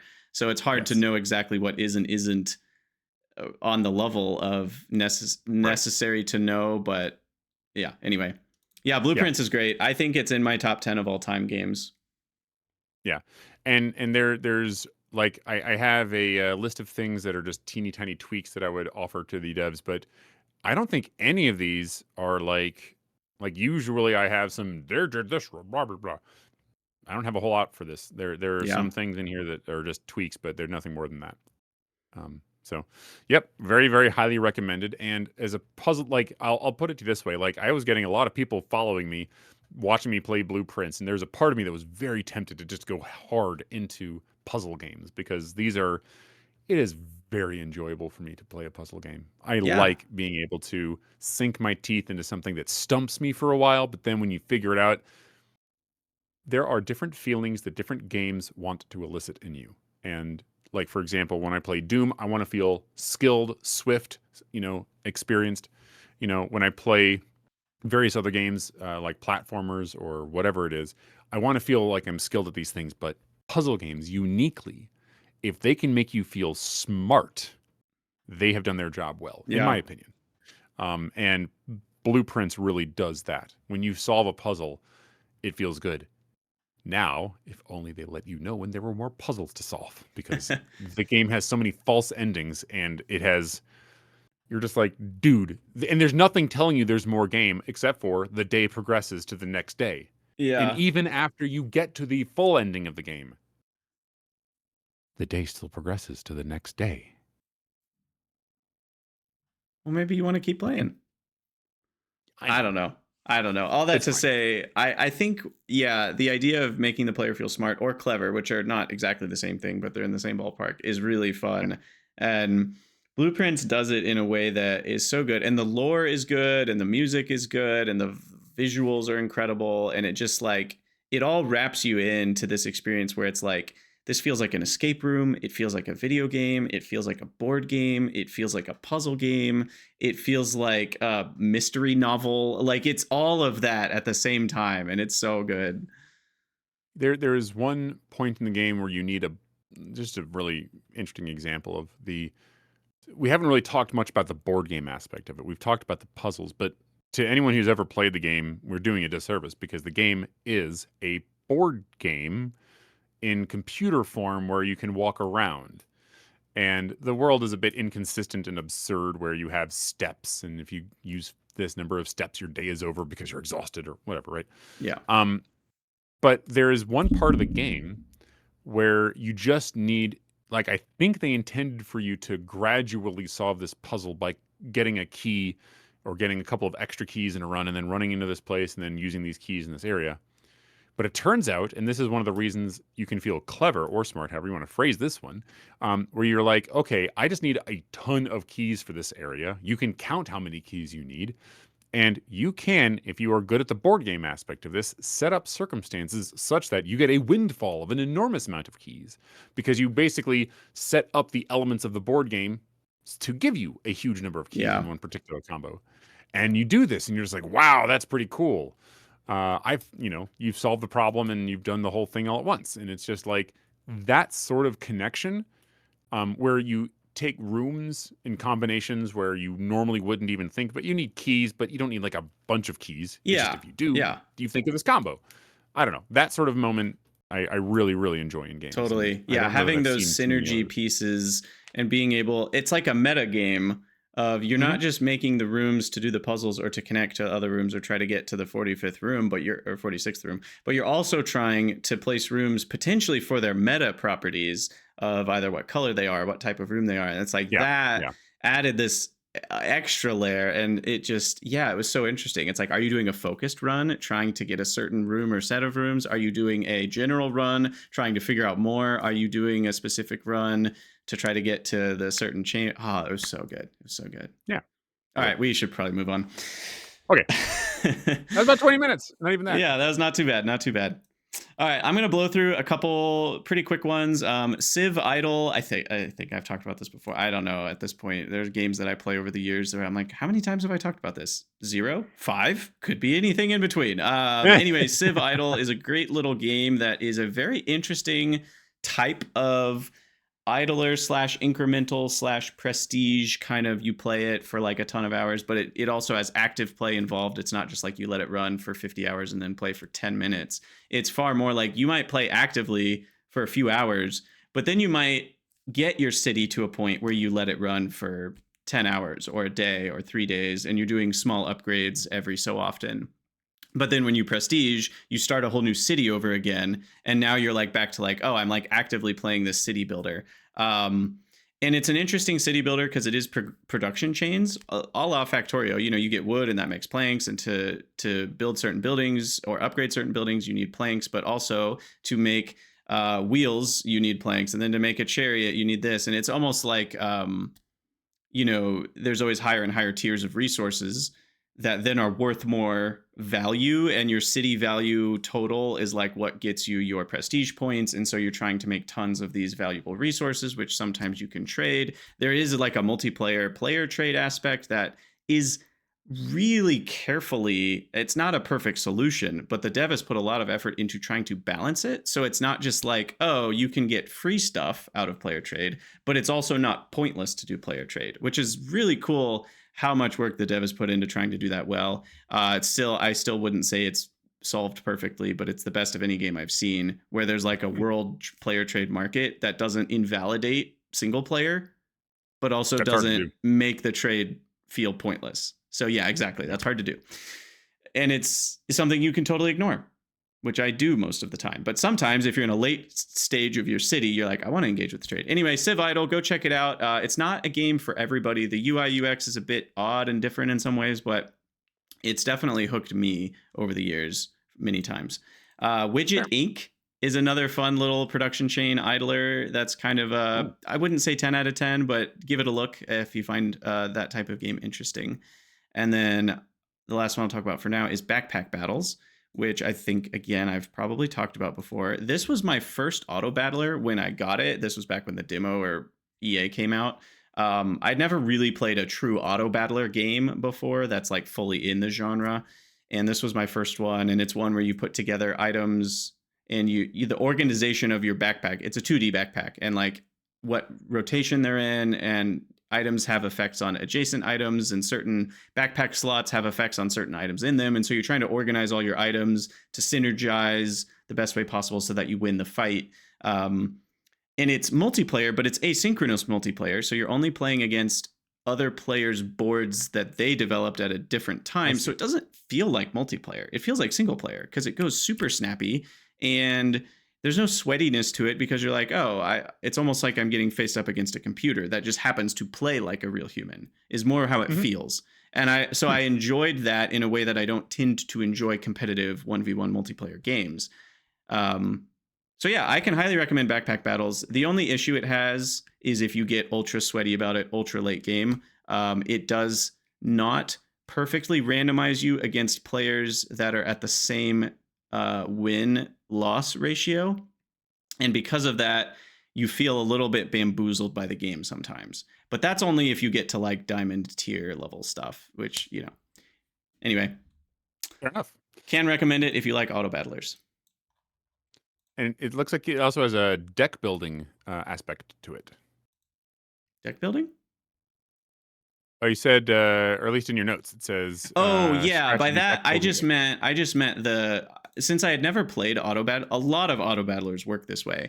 It feels a little bit like a deck building, so this is new like a deck building board game, because you're putting in some auto battlers, you're putting together a team of units. In some auto battlers, like Backpack Battles, you're putting together your backpack, but it feels a little bit like Dominion, the board game, you know, where you're like building a deck and trying to synergize these things with each other, but there's still randomness in how things play out. And so there's this mixture of like trying to synergize. You can have a plan, but the things you're offered are random, so you're constantly adapting your plan. So it's a fun deck building feel inside of. I think most auto battlers have this feel. And so that's, I think, what I like about the auto battler genre. Fair. Well, back to you. I'll talk about a deck builder that I've been playing recently. Although, I mean, I might be done with it for right now, but I might go back to it. It's called Cobalt Core. Someone had, I think it was either YouTube recommended it to me or someone sent me the thing. There was like its soundtrack, and I was like, wow, this is actually really good. And I was so charmed that I went and I bought the game. And have you ever played Faster Than Light? Yeah. FTL. So it has a very FTL feel in as much as you have a ship and you are essentially progressing through a thing from left to right, like a universe or whatever. Yeah, and you're going from node to node to node, and eventually you get to a boss, and then you go to the next one, and the next one, and the next one. So it has that sort of feel to it. And as you go through, you have to like keep track. You know, you don't want to take hull damage because that's permanent, but shield damage is okay because it'll recharge, etc. But it is weird in as much as it's a deck builder. So it doesn't feel like Faster Than Light in that you don't have like, so in Faster Than Light, you had like these areas where you had an actual ship where you had characters and they were moving around and they could get hurt and you could board each other. And, you know, there are a lot of game mechanics that were built around the interior of the ship. Whereas the ship is kind of like you have, it's like 1.5D. Not even 2D. Yeah. Like when I say 1.5D, I mean like it's like you're a line segment on a line, and each one of your little ship parts takes up a little slot. And it could be your cockpit, it could be your whatever gun array or missile array, whatever else. And what you do is you essentially get cards as you move through, and you can upgrade them, and each card can upgrade in one of two different ways.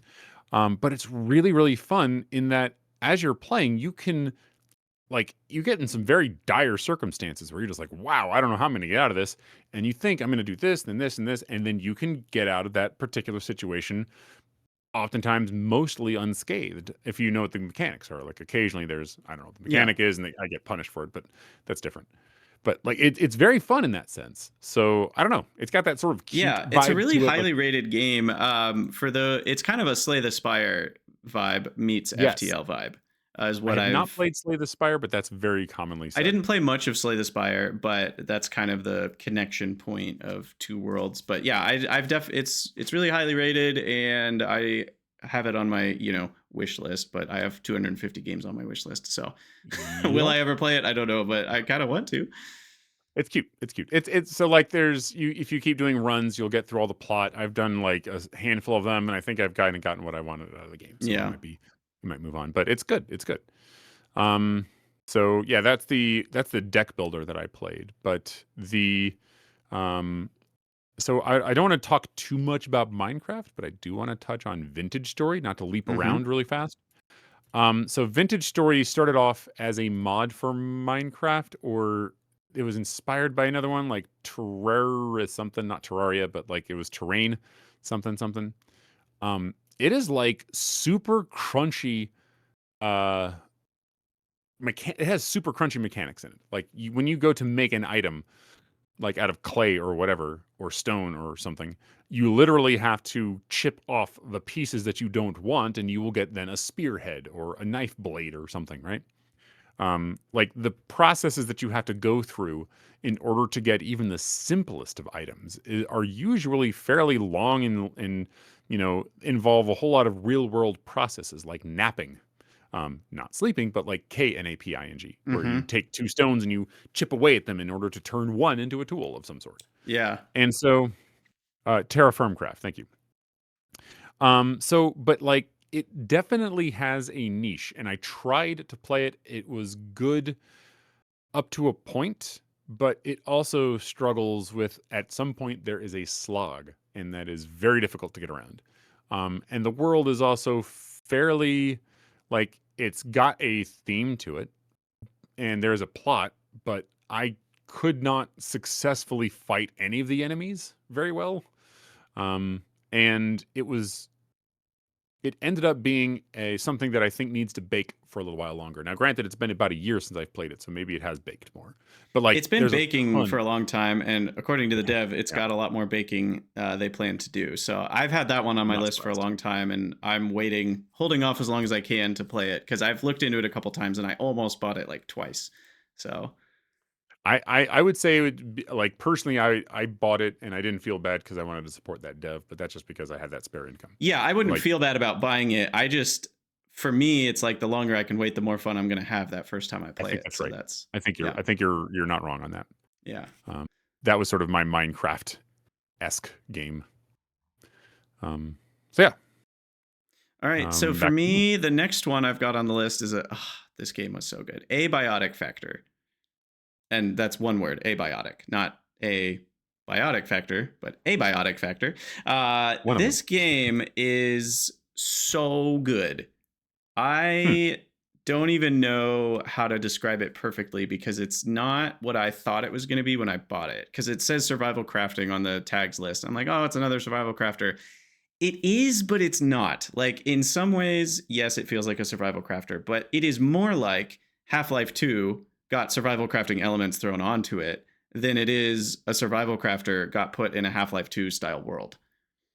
Because the Huh. story of it is very much there. There's a linear path through the game.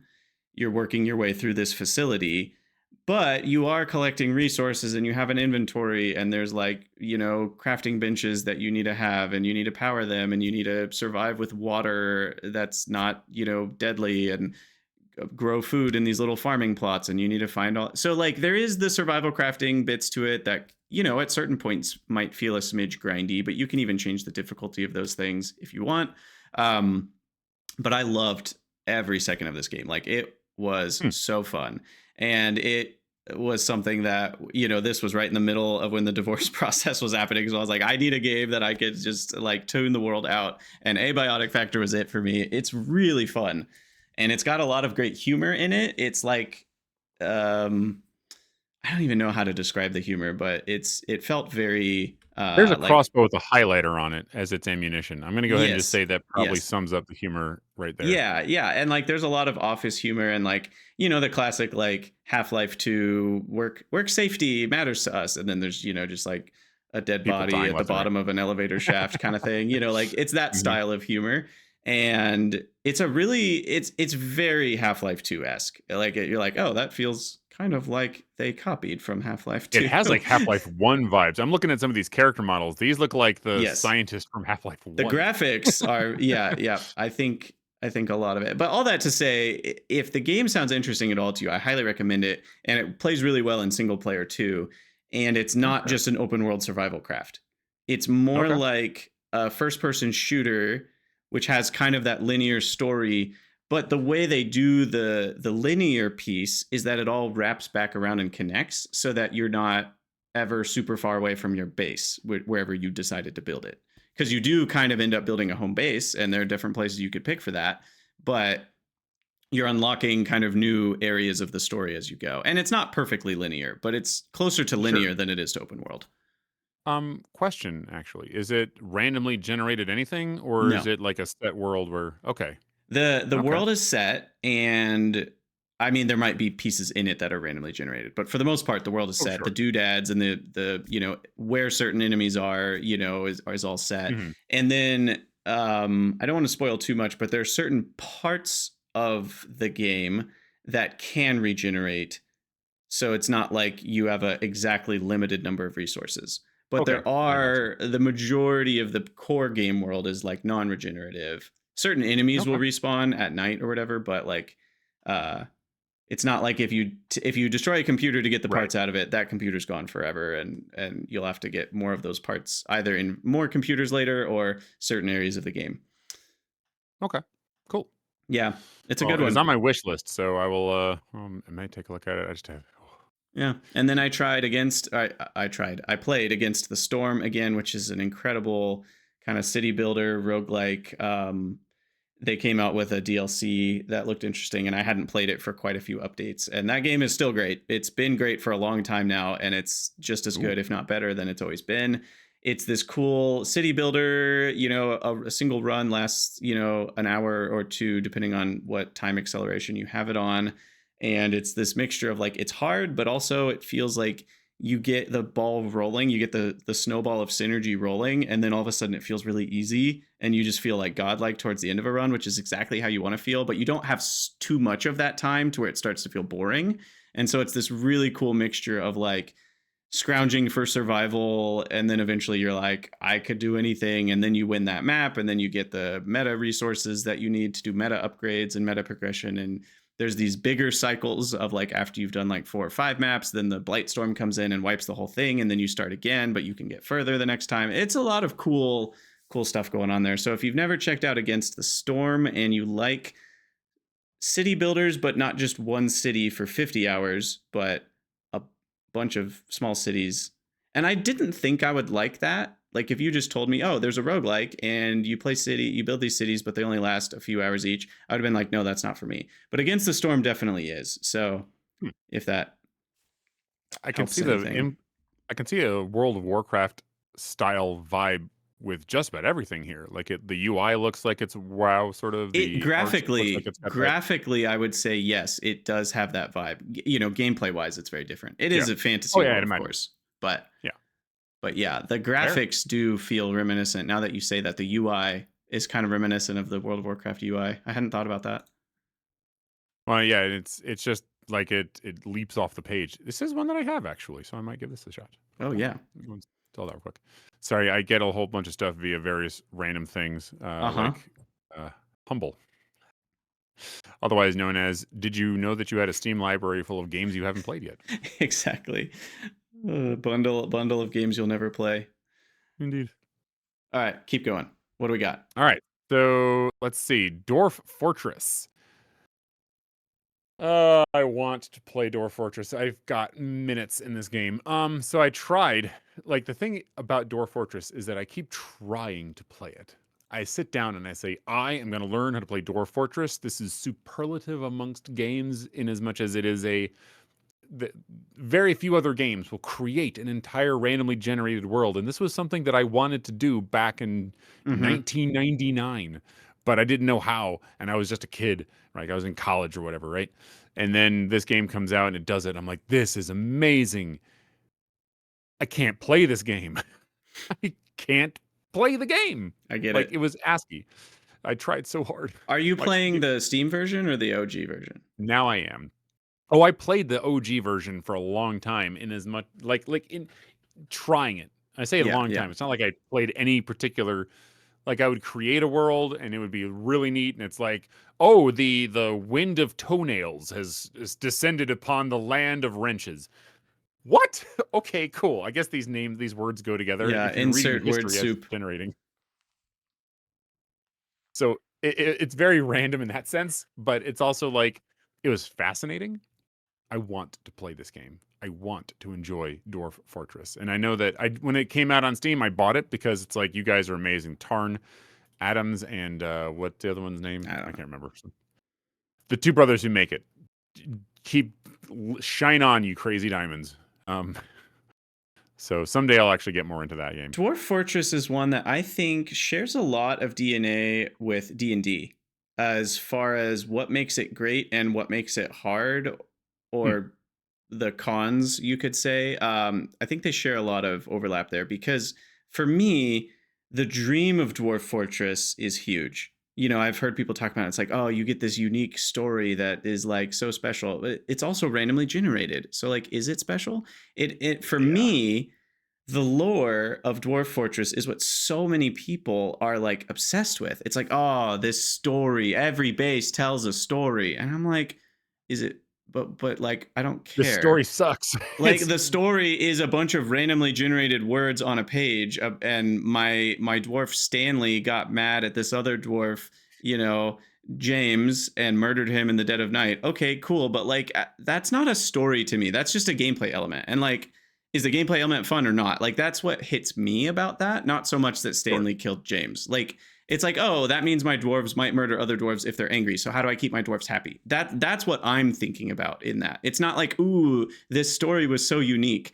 And for some people though, that is the fun part, and for them that's the meaningful part, and that's I don't want to like diminish that. That's just not who I am. That's not how I receive that information and enjoy it. And it's the same thing with D&D, where like I enjoy the role playing bits of D&D and they add to the flavor, but I'm thinking about like what are the items that I'm going to get out of this? Like what decision, even then it's like maybe what decisions is my character going to make. But like I like the combat of D&D a lot. I like the character progression and the like the party progression and the story moving forward. And that's a little different because the story's not randomly generated, so that's I won't get into that. But all that to say, with Dwarf Fortress, the Steam version came out and I finally tried it. And for me, it kind of played out a little bit like a Minecraft world where it's like, there's no real goal here. I'm just going to try to get enough food to survive and progress my way through the mines to get better metals and maybe sell some stuff to traders to get some money. And once I've done all that, what's the point? And Yeah. that's kind of where Dwarf Fortress landed for me when I played it. I did put like 30 hours into it though. I got hooked for a minute, but then once I kind of ran out of like progression to make, Yeah. What do you do? what do? You can make a bigger city, but why? I mean, and it's true that if you make a bigger city, certain enemies might attack you and then you have to defend yourself, but there's just not, it's a very sandboxy game. Plus, the lore is all randomized, which for me removes most of the interest in it. And so when you combine sandbox plus computer generated lore, like what's there to do other than just have fun and build a big city? I You don't know. know, and I have a slightly hot take on this. It's not really that hot, honestly, but it's like, my perspective on this one is I actually prefer the ASCII version, for one Yeah, specific reason. interesting. It's because there is no visual representation of anything, which forces me, against my will, might I add, to invent in my head what's going on. So, Interesting. and I think this is Huh. what actually is the draw for a lot of people, or at least was. When I read a book, right, it's literally words on a page, Yeah, and I'm the one your responsible mental for picture. creating. Mhm.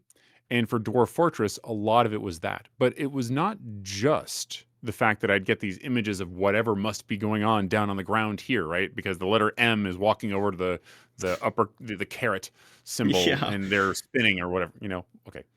So but I'm envisioning in my head what's actually going on but in that interaction as long as I can keep track of it, which I Right. You couldn't do have to be in the able to game. grok all of it. And I couldn't the simulation simply moves so quickly that I couldn't keep track of it all. But when I imagine that if I were able to, then it would be good. Yeah, the But more there's you one other, play, the more you build that like translation ability. and the It's other an part of that interesting take. is that when you do that, you are forming the connective tissue of that world. So I'm very good at being a muse. When I say a muse, I mean someone can come to me and say, I have an idea for a story or a movie or a television show or whatever the heck it is. And I can most of the time help someone flesh out their idea with the questions and, getting Hmm. into the headspace and trying to help them work through that. Because one thing I'm very good at is I am very good at putting together connective tissue for these stories. Like I can say, well, if you want this character to have this motivation, perhaps this over here needs to happen. How can we work to the center or something along those lines? And it's to the point where it is involuntary for me. Like I'll watch Yeah. The Matrix and I cannot help but correct part of what I'm watching after the movie is done. Like it's just my brain wants the world to have consistency in it, including the fantasy and imaginary worlds that so often show up in these things. And when it comes to Dwarf Fortress, there is fertile ground to do exactly that. It's a heavy lift to do so, but like when I tried to play the game in the past, like I started doing that, forming that connective tissue, like saying that, okay, fine, the toenail thingy person over here is doing what I don't know what the heck that means, but why are they called toenail? I don't know. And then Right. I try to figure out some reason. And Interesting. it Yeah. was less about the gameplay at that point and more about a reflection of where I was at that time. Yeah, that's It really did, cool. I however, like that. I don't think I would be able to do that, at least not in that way. But I do like the idea of ASCII making it more imaginative in the first place, though. I'm like, in my head, I'm like, oh, I want to try that. It's like, when will I have the time or energy or desire to do that? I right. don't know. But like, the idea sounds cool. Yeah. um, so someone asked this in chat, and I think it's relevant to this conversation. What about RimWorld? Yes. Have you played RimWorld? Yes, I And do have. you feel all the same ways about it as Dwarf Fortress or differently about it? I feel differently in some ways, but obviously the DNA between the two is there. Hmm. You have top down view. Obviously, Dwarf Fortress is three. I say obviously, Dwarf Fortress is 3D, and what it displays on the screen is a cross section of whatever level you're at. And Right, right. whereas RimWorld does not have that. RimWorld Sure. is essentially you have the One one plane, level, yeah. but you still have your pawns, and they're called pawns, they're not dwarves, but same thing, right? They're characters, and they move around and they have wants and they need food and they need romance and they need shelter and they need Yeah. drink and You things they control the like world tasting by and designating areas for things and places to build things, and precisely. it's the same DNA as Dwarf Fortress in all that way. Yeah. And that one I felt much with RimWorld. My biggest challenge there was surviving, and Just the that's actual because difficulty of the game. I kept being on the. I never quite got past the cycle of I know enough about the way the world works in order to survive for very long. I would survive up into a point, and then some raiders would murder me. Yeah. And I understand that that is part of the process. It has to be part of the process. There needs to be an experiential sort of reference that you have as you move forward to grok all of the rules, because you could just read all the rules, I suppose. Where is the fun in that? So Right. I'm not going to say that I'm an expert on RimWorld, but I can say that I at least got through some of those cycles to the point where I felt like I had gotten my fill. Um, and if I had kept going, I imagine I would have gotten to the end. But it had an end. And despite the fact that the worlds were just the same sort of randomly generated thing, right? It didn't have the same history. It didn't like start time at a particular year and then progress it forward and have the characters do stuff and interact as you go through the annals of history. But it did have a randomly generated world that you would crash land on and inhabit and do stuff. So in that sense, it sort of scratched the same itch. It just I felt like I understood the world a bit more thoroughly, even though the Mm-hmm. characters were this sort of Adobe Illustrator stylized thing where they're a little head on a body that sort of Prison suggests Architect the graphics. physique. Yeah, more or less. And it's like, More. It's almost one-to-one copied from oh, Prison is it? I haven't Architect. played. I I mean, if have you Prison look at Architect, Prison so Architect's I've graphics, it's seen. like, oh, that's RimWorld, and Yeah, I'm pretty sure Prison Architect came first. So anyway, and I don't sure. know if one came before that, to be fair. But But like ultimately, it did felt like it felt much more accessible though, which is leaps and bounds ahead of what Dwarf Fortress. So if I could get the accessibility of RimWorld with the imagination and whatever you want to call it with Dwarf Fortress, interesting. but then also port over a motivator like beyond Yes. like with Dwarf Fortress, the theme is in fact fun with a capital F. That's not the same fun that everything else means. You have to find your fun. Losing is fun is literally the tagline of Dwarf Fortress because there's no win condition. And what's You either get to interesting about Dwarf Fortress being that the first time I played it, I didn't lose. I made it 20 or 30 hours in without losing a colony, I think. I might have restarted. I might have had to restart like super early on for some reason, but now part of that is cuz I had looked at like a basic starting guide like, oh, you should plant some plump helmets or whatever to grow food to feed your dwarves and you probably need about this many to start. But like other than that, I didn't look up like tons and tons of stuff. And I guess I was streaming it, so maybe I got some tips from Twitch chat that helped me not die. But overall, I was able to play 20 hours into a colony and not lose. And I got to the point where I didn't care to keep playing. Whereas, yes, sure. RimWorld has much more aggressive, like the raiders will raid you. And if you don't have the right defenses, you do die. So I ran up against the same issue in RimWorld where I just like lost more. And both of them, though, share the same core issue, which is what's the fun in this game? For RimWorld, there's at least a Mhm. tech tree, and you're working on getting better Yeah. equipment for all your people, and you can progress through the tech tree. But that's about all there is to RimWorld. The one that for me breaks the mold, that's more fun, that has the reason to keep playing, is Oxygen Not Included, which I've is not played that. I have that, but I've not played it. similar idea where like you designate your pawns, in this case they're called duplicants, to do things, and there's resources, but Oxygen Not Included is far more about the automation of your base, the layout of your base, making sure your resources aren't being used or spoiled in unhelpful ways, eventually setting up space travel to get other resources. And something about that game hooks me so much more than RimWorld or Dwarf Fortress ever did, even though on the face of it, they feel pretty similar. And I think it's because Oxygen Not Included is far more physics based. Like all of the resources have a thermal capacity and a temperature, and the gases have densities that so they rise or fall based on stuff, and like Hmm. if you increase the gas pressure in a certain area, you know, like you need to have a certain oxygen pressure for your duplicants to be able to breathe in your base, and so you have to maintain that and make sure they're actually able to breathe oxygen instead of all the fumes of whatever industrial process you're doing. So you put those lower because those gases are denser, and like there's a lot of physics based stuff, and like trying to do heat management, like your base is slowly getting hotter and hotter in this asteroid, and how do you get that heat out of your base? um it's it's really interesting stuff, and even phase changes, and like, oh, I've got, if I boil this certain type of oil, I get certain, it turns into sour gas, which actually is worth more fuel if I can do that. But how do I get the heat, maybe from a volcano over here, but how do I move that heat? So I'm going to get a conductive pipe, and I'm going to put, you know, ethylene glycol or whatever it's called, like a high heat capacity fluid that won't boil inside the pipe, which would explode the pipe, by the way. And so like you're solving all these really complex issues in Oxygen Not Included. There's no analog to that in RimWorld.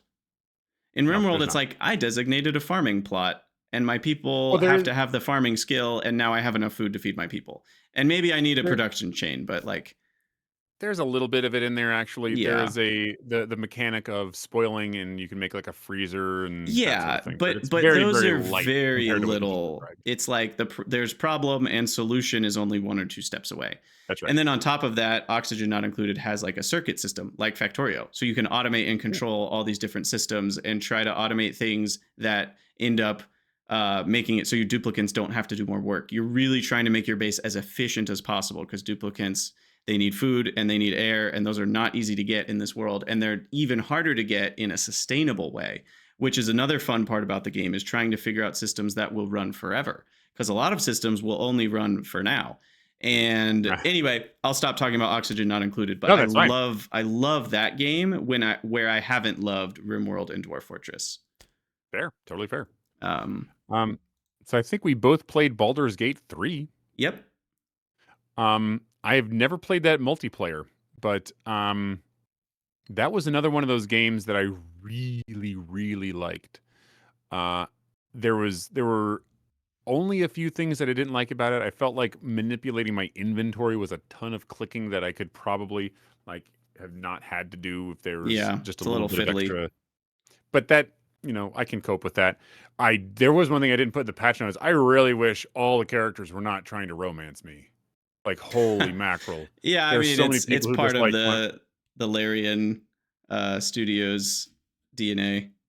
And I get it, but man, it feels so like for the rest of the playthrough, it's like that dude tried to get with me and I didn't want to, so I had to let them down. And now I get to feel awkward for the rest of the game because even if the things that the character is saying isn't like whatever, I don't know, man.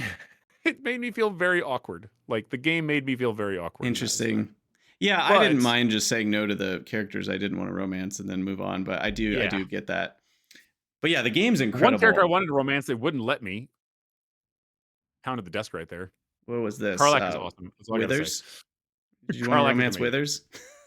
Anyway, Baldur's Gate 3 is joke. Oh, Karlach, man, she's cool. Yeah, Karlach, she's hot. It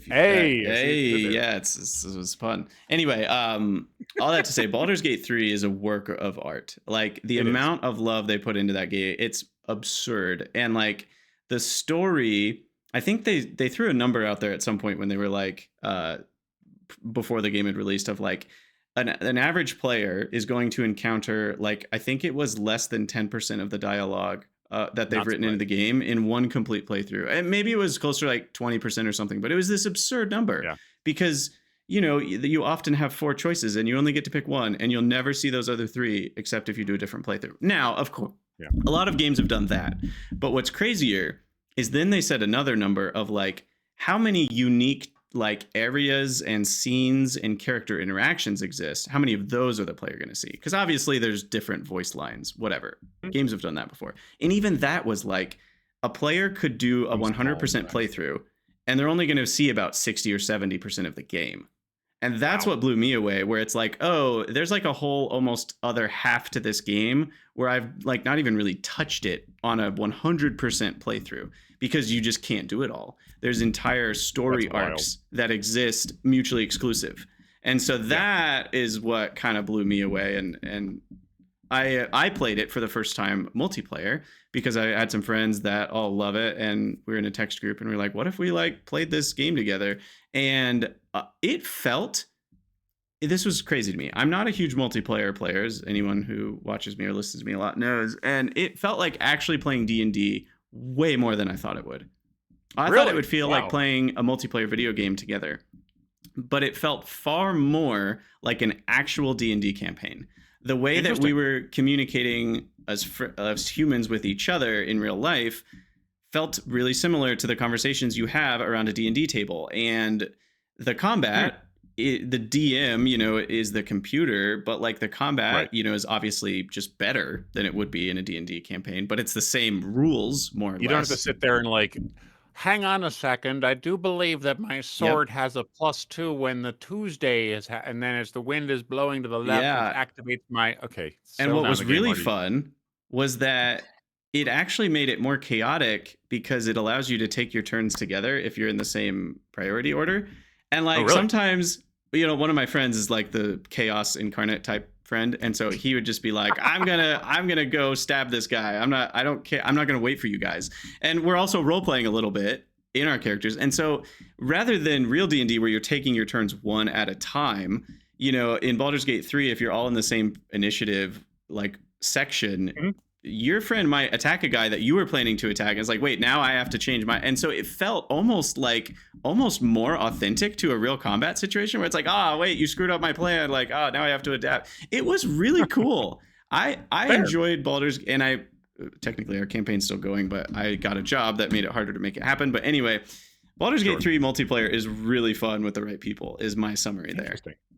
That sounds interesting. Like that is an experience. Like I don't do much multiplayer, not because I am in some way, shape, or form like I don't like people. No, I love it. I just don't have time, and I can't ever commit to anything because I have 3 kids. But yeah, so like that's something that I would love to at some point to do. It sounds fun. Yeah, it blew me away how different it felt than what I expected it to feel like, and it was all better. There's one complaint I had, and I'm curious if it's different now. I don't know if you played it recently, but like there was this thing where I would start combat and I would do it in such a way that I would get these people, these NPCs that I'm trying to attack, roped into combat. Mm-hmm. And I'd be fighting for a while. And then at some point during combat, some other NPC paths into the combat arena because their simulation never stopped. Right. Because even though I'm in combat, and then all of a sudden I have a new opponent that I'm just not ready for, and it completely throws into mayhem. So is that still a thing that happens in the game? It is. I don't remember running into that a ton, but depending on where your combat, I got killed a few times on that one. Over to it can happen. Usually when I would have like the moment where you have to kill a huge area of characters, because you're supposed to. And as you go through this, you want to be very careful not to aggro like the whole room or whatever. Exactly. But you would get that one person that all of a sudden they're going to rope in more people, and all of a sudden your combat just sprawled. Yeah, and there's a little bit of gamification there, but sometimes I would like teleport a character away from other characters so that we couldn't aggro more of the room kind of thing. So that can happen, yeah. Okay, but well, fair enough. Overall, incredible game, and just Larian Studios blew it out of the park. The voice acting, the acting, the mocap on the characters. It's almost more like a movie than it is a game, on top of being a game. I just wanted to also add the degree to which the director of Larian Studios absolutely owned a moment. I can't remember which video game awards ceremony he was at, but absolutely was like essentially making fun of the other studios for, it's like, dude, look, this is what you get when you don't put in all of the microtransactions to try to extract as much money as you can from your player base and do all these other, and it was very brief. It was like 2 minutes, and I'm just sitting here like, absolutely. It's good stuff. It's good stuff. Sorry for clapping into the microphone. Hopefully that wouldn't be bad. Good. I didn't even hear it. Your microphone cut it out. But yeah, another game I played was something that came out decades ago. Not decades. Decade. Is it decades? I hope not. Portal 2 co-op. I finally got to play that with someone, which was my son. Oh, that's a great moment. He is so good at these games. Dad, the thing's over here. Oh crap, you're right. So, and because it's like his computer, you can't see because the green screen is literally, I'm touching it with my hand. Right? So we have we have 3 computers in this room, and whenever we play multiplayer or anything, we're all like here. Like we don't have to worry about anything like typing or any lag. Yeah, it was great. Yeah, it was great. Like the humor was just as good as it was in the regular game. I wasn't a fan of the ending, but whatever. Okay. Exactly. Yeah, Portal 2 is a good one. The co-op was great though. That was good. But so did you want to talk about that? Which one? Tears of the Kingdom? Oh yeah, go for it. I haven't played it, so we got to make it short though. We gotta be fast here at the end. We're long. Tears of the Kingdom is a very good game. I played it. I'm not ashamed of the fact that I bought a Nintendo game. I know a lot of people are like, Nintendo. Nah, whatever. It's fun. Very much, if you liked Breath of the Wild, it's like that, but more in virtually every axis, to the point where it actually slows down a little bit on the console. But like the interactions are just as interesting. The gameplay is just as fun. It's just as there's a ton of there's this huge sprawling world, and there's too much to do in this world. Yeah, that's fun. And some of it's like samey, but you're not meant to grind out everything. You're not meant to get all the Korok seeds. Yep. You shouldn't do this.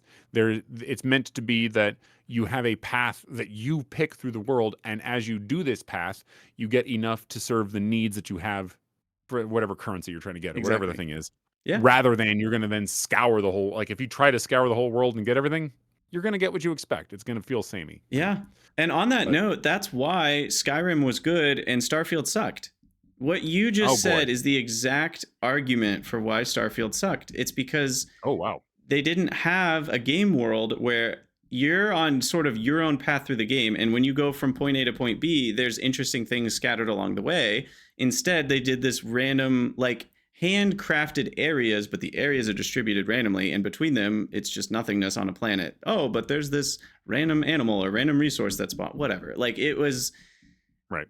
a handcrafted world wins every time. And the usage of auto-generated areas has to be really well done and not a lot to work well inside of a Yeah. handcrafted world.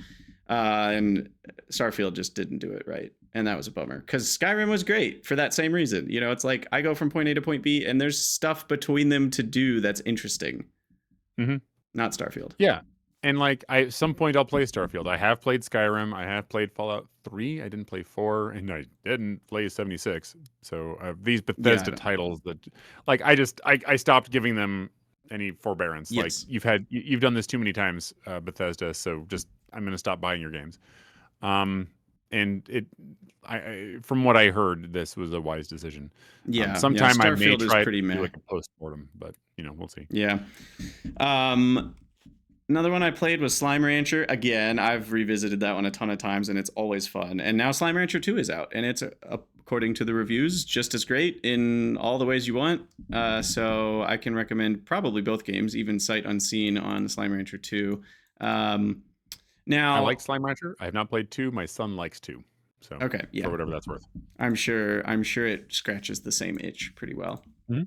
Soulstone Survivors. This is the Survivors game that I actually prefer over Vampire Survivors. But some of that is my personal taste of enjoying meta progression and my time feeling like it's earning me something, not just winning or losing. Soulstone Survivors leans very heavily on meta progression, which means if you like more the rogue-like and not rogue-lite, then you probably will prefer Vampire Survivors more. But Soulstone is more like a Diablo feel of a game. You're acquiring spells. You get up to 6 like spell slots, and those are auto casting, and you can turn on or off mouse aiming, so they can auto aim to nearest enemy, or you can have it aim towards the mouse, which gives you far more control.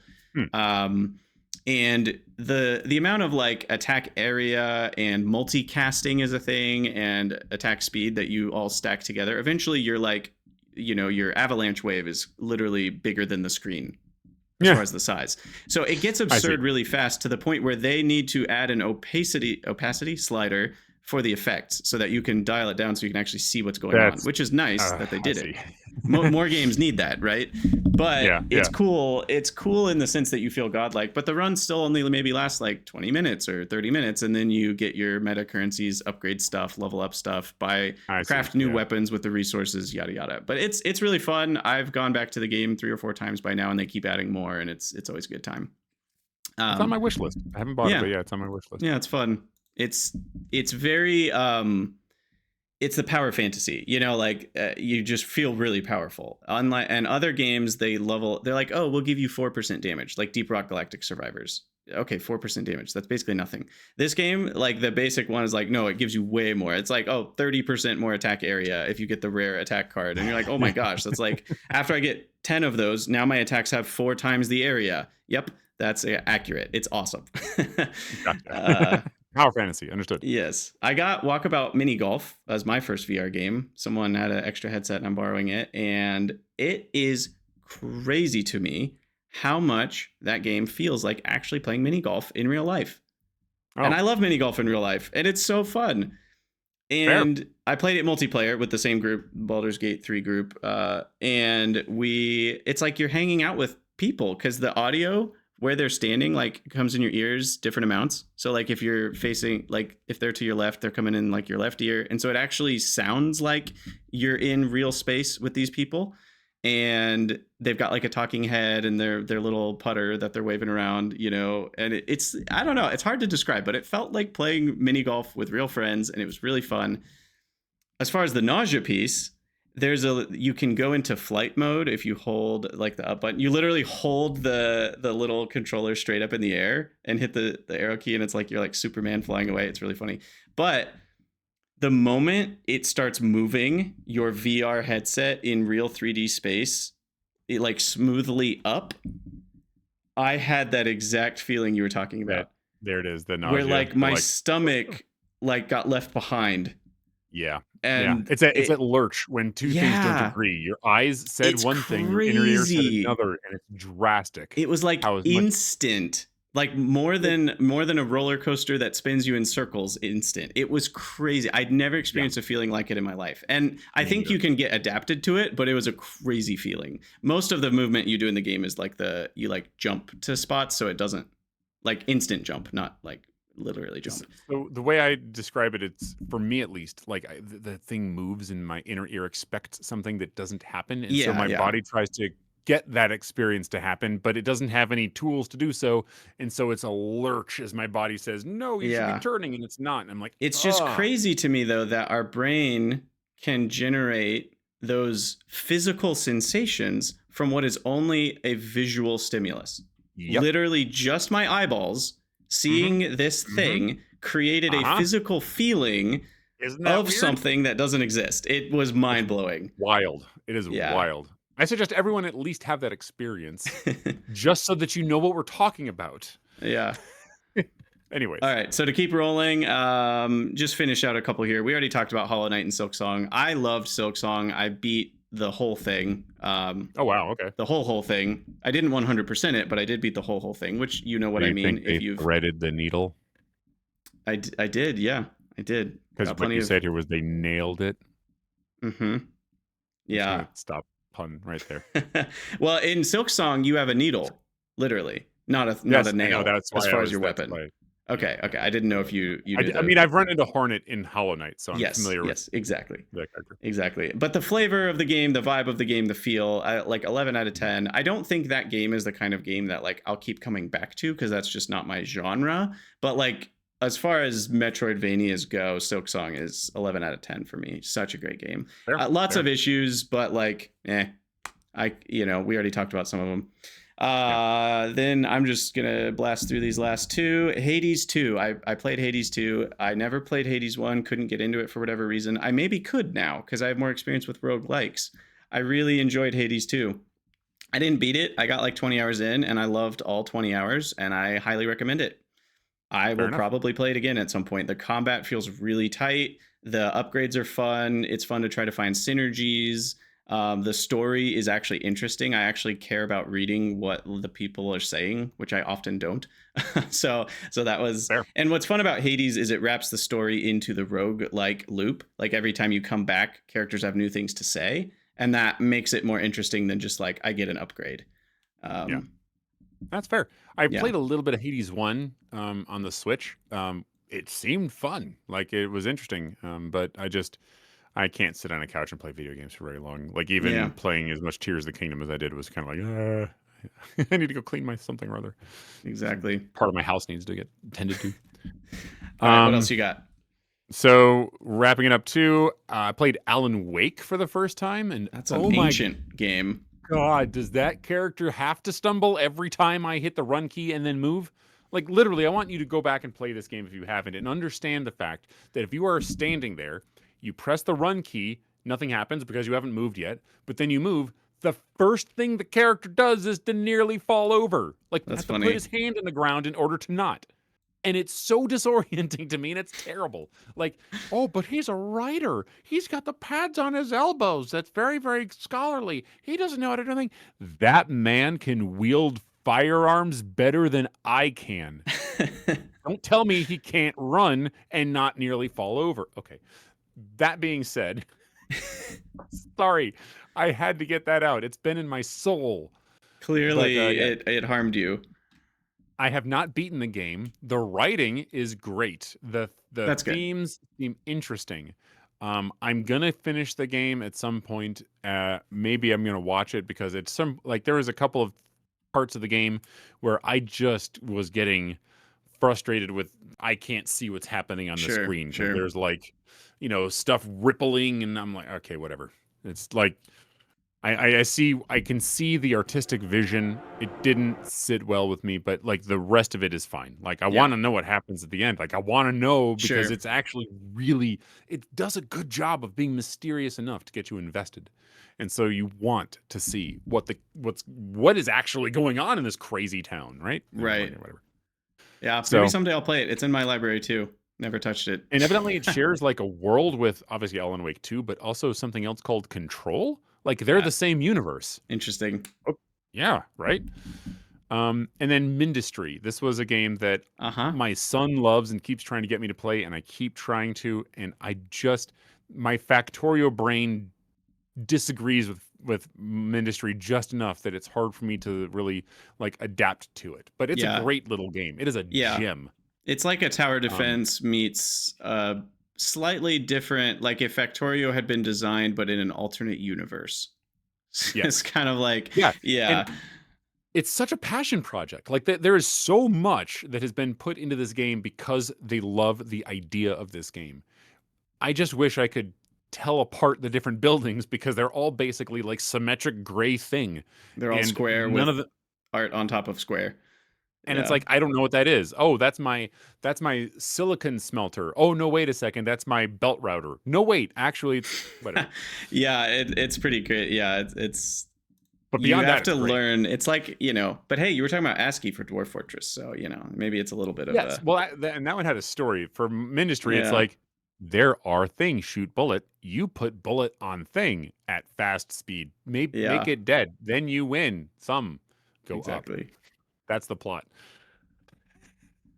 Sorry. All right. So And what about you? You next also got one, I've only got two more here. So Battle Brothers is another of the, again, I love this genre, squad-based, turn-based strategy. There's an overworld, you fight enemies, you get resources, you go to towns, you sell stuff, you buy stuff, your brothers are leveling up, and it's brutal difficulty game. But I really enjoy it. And of course, I download the Pyanodons of that world. I always do this. Why do I always do this? In every game, I find the biggest, hardest, longest, most difficult, most complex mod pack, and I download it. And yeah. somehow I just can't avoid doing this. This is your brand, dude. I'm so It's sorry this is your brand, but this it is your is. brand. For Just letting you XCOM, know. I got Long War. For Xenonauts, which is another XCOM type game, I got X Division. It's that for that game. I get the Legends Fair. mod for Battle Brothers here. BTA 3062 for BattleTech. RP1 for Kerbal Space Program. Pyanodons for Factorio. GT&H for Minecraft. I just can't not do that, apparently. I didn't intend to be this way, but it's how I am. So anyway, Battle Brothers is great. That's an entire mood right there. I understand. Yeah, it really is. Something's wrong with me. Elden Ring, I'm probably going to find a mod that makes it harder somehow. I don't know. But I haven't even beat Elden Ring normal wise, though, yet, because it's such a long game. I haven't played a single Souls-like in my entire life. The closest I've come is Zelda. Hollow Knight is closer than Zelda if we're going to go Souls-like.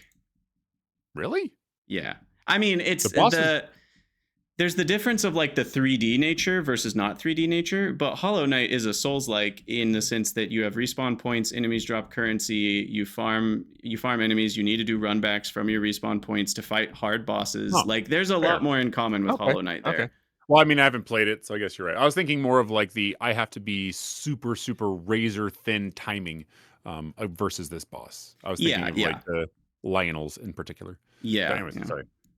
Anyway, Right, and then finally, and I played this one. This is now twice this year because I played it back when I guess maybe 3 times. Path of Exile 2. I'm a PoE head now. Apparently, I've never really been into like seasons of an ARPG until this one. I've done streams on it. I've talked about it a lot before, but it really just scratches all the right itches. There are a lot of complaints I have about the game, mostly because I love it in the first place. So it makes the complaints feel more like I only complain because I want it to be better, Yeah. But at the core, it's way more fun than any other ARPG I've played. And I think if you ignore all of the community, because the community is one of the most negative communities I've ever seen. Really? Oh, yeah. And ARPGs are that way. It's not just PoE specifically, but it's the fact that it's a huge community of an ARPG. Yeah. You just get an inevitable effect. I actually think there's a lot of really interesting conversation about why does that happen. I think there are reasons for it that are not the people's fault either. But anyway, all that to say, It's a really fun game. If you just fire it up and just play it, I think you'll have a lot of fun. There's a lot of mechanics that might be hard to understand. Like, it's a complex game in a lot of ways, but once you start to grasp a few of them, it's not as complex as it looks. Like, if you, the first time a human sees the Path of Exile skill tree, they say WTF and they run away, right? That's the normal response. But when you actually play the game, you learn that like most of the skill tree is actually like not even related to what you're going to do with it on this particular character.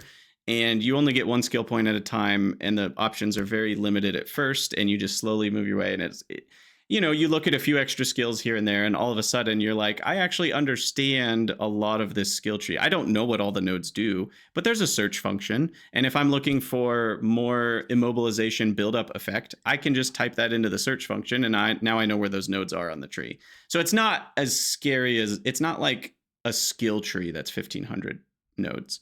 It's passive skills. Most of them don't do much. Function. But it does need a search function. Yes. Yes. Like there's some part of me that is almost completely convinced, irrevocably, that the reason their skill tree was as maniacally large as it was in Path of Exile 1 was to sort of be in the zeitgeist. Because holy mackerel, potentially it was superlative in what it was. Yeah. Right. But at the same time, like, when you actually play it, you realize that like it's not for nothing. Right. It's not like it's it's not like there's twice as many nodes as there. I think they could cut it down a little bit and still have it be all the same significance level. Like they could probably cut it in about half, and all the nodes do about twice as much, and it still feels similar-ish. But for the most part, you have about 124 points, I think exactly 124 points by the time you've beaten the game and done all the side quests. Those points matter. Like when you're finishing out your build, you're like, 3 more points would actually help my build do a different thing better, or this thing a lot better. Like even those final points are still feeling like they matter, even when you have that many. So it really is kind of crazy how they've managed that vibe. I don't know. It's cool. I may give the game a shot, but the problem is that I did, when I played Diablo 2, I fell into it pretty deeply. Yeah. Like I was sitting there playing Mephisto over and over again. You're too late is the sound effect. Exactly. What's fun about PoE 2 is you don't have to, the campaign's pretty long. And I think the game is worth playing, even if you never even got to the end game and started grinding in-game stuff. You could just play the campaign once in a while with a different class and have a lot of fun. Like the combat feels good, the skills feel good, the graphics are incredible. Like I'd say the campaign, the graphics are amazing. Like even for that type of game, they just look shiny. It's really good. And it just feels good to play. Like I was playing the new patch yesterday for the first time a little bit, and I was just reminded like, oh my gosh, this skill is so cool. Like it makes this volcano that blows up my enemies, and that just like, it's fun. Even ignore all the gameplay of like the late game and did they balance this crafting system perfectly and all that. There's all sorts of complaints on all the layers, but the game is just freaking fun. And like I've already got 300 plus hours, I think, into it over all the seasons at this point. And I just have a lot of fun with it. So read reviews at your own peril, because they won't make you want to play the game. I would say if you like ARPGs, just try Path of Exile 2. And as far as the microtransactions, and then I'll be done talking, they do sell stash tabs as the way to like fund their game. They also sell cosmetics, but those are just cosmetics. You don't need to worry about that. It's a healthy model for that. And the stash tabs, I know some players feel like morally, like you shouldn't lock things that are important for the game behind a paywall. And it's like, yes, but the game's also free. And you don't need to spend very much on stash tabs to get what I would consider a very solid, like minimum experience. Technically, you don't need any. But the currency tab by itself is like, you kind of need that one. But it's only like $5 on sale. So like you could pay $30-$40 on the microtransaction currency, get all of the major stash tabs you need. There are YouTube guides out there on like which ones should you buy first if you're on a budget. Sure. And like at that point, you've got a great game. You don't need to buy anything else. And so in that sense, it's cheaper than AAA games are these days. Is it free? There's a free weekend going on now, but I don't know that it's but free. I think it's over now. Got it. It just ended. Well, I mean, it for free? Yeah, sorry. I apologize. But when I say it's free, I mean, it will be free when it launches in 1.0. PoE 1 is free, and PoE 2 is free-ish in the sense that you buy a $30 supporter pack, and then you get early access to the game with that. But Okay. then that also has $30 worth of the microtransaction coins. So you're not spending any extra Yeah. money to get the game itself. And you probably would have bought a few of these microtransaction coins eventually. Anyway, like I said, you do kind of want a few of those stash tabs as like a minimum, like reasonable quality of life. So you're probably going to spend $30 at some point, But but then you you don't have can't. to. Go ahead. It's not like gameplay. Well, I consider stash tabs to be kind of gameplay changing. Like they're not direct like combat, but it's Exactly. the other gameplay And loops that's that what I I'm think are saying. gameplay Like, changing. you can play for Yeah. free once the game's out, but like realistically, you're going to want to spend a few bucks on some of the certain special stash tabs because it helps you organize certain categories of items, which you wouldn't have if you didn't Sure. pay for it. So I would consider the game not to be free, but to be about $30 to $40. And if you consider it that way, it's much more like what you get for 30 to 40 bucks is more than enough to have a great time and never spend more money. And if you really want to Okay. hoard items or get one of everything or have tons of stash tabs to sell items to other players, yeah, you might spend another 50 bucks or even 100 bucks eventually. But like, you only need to do that if you want to later. You don't need to at all. Like, you have enough That's stash fair. tab room.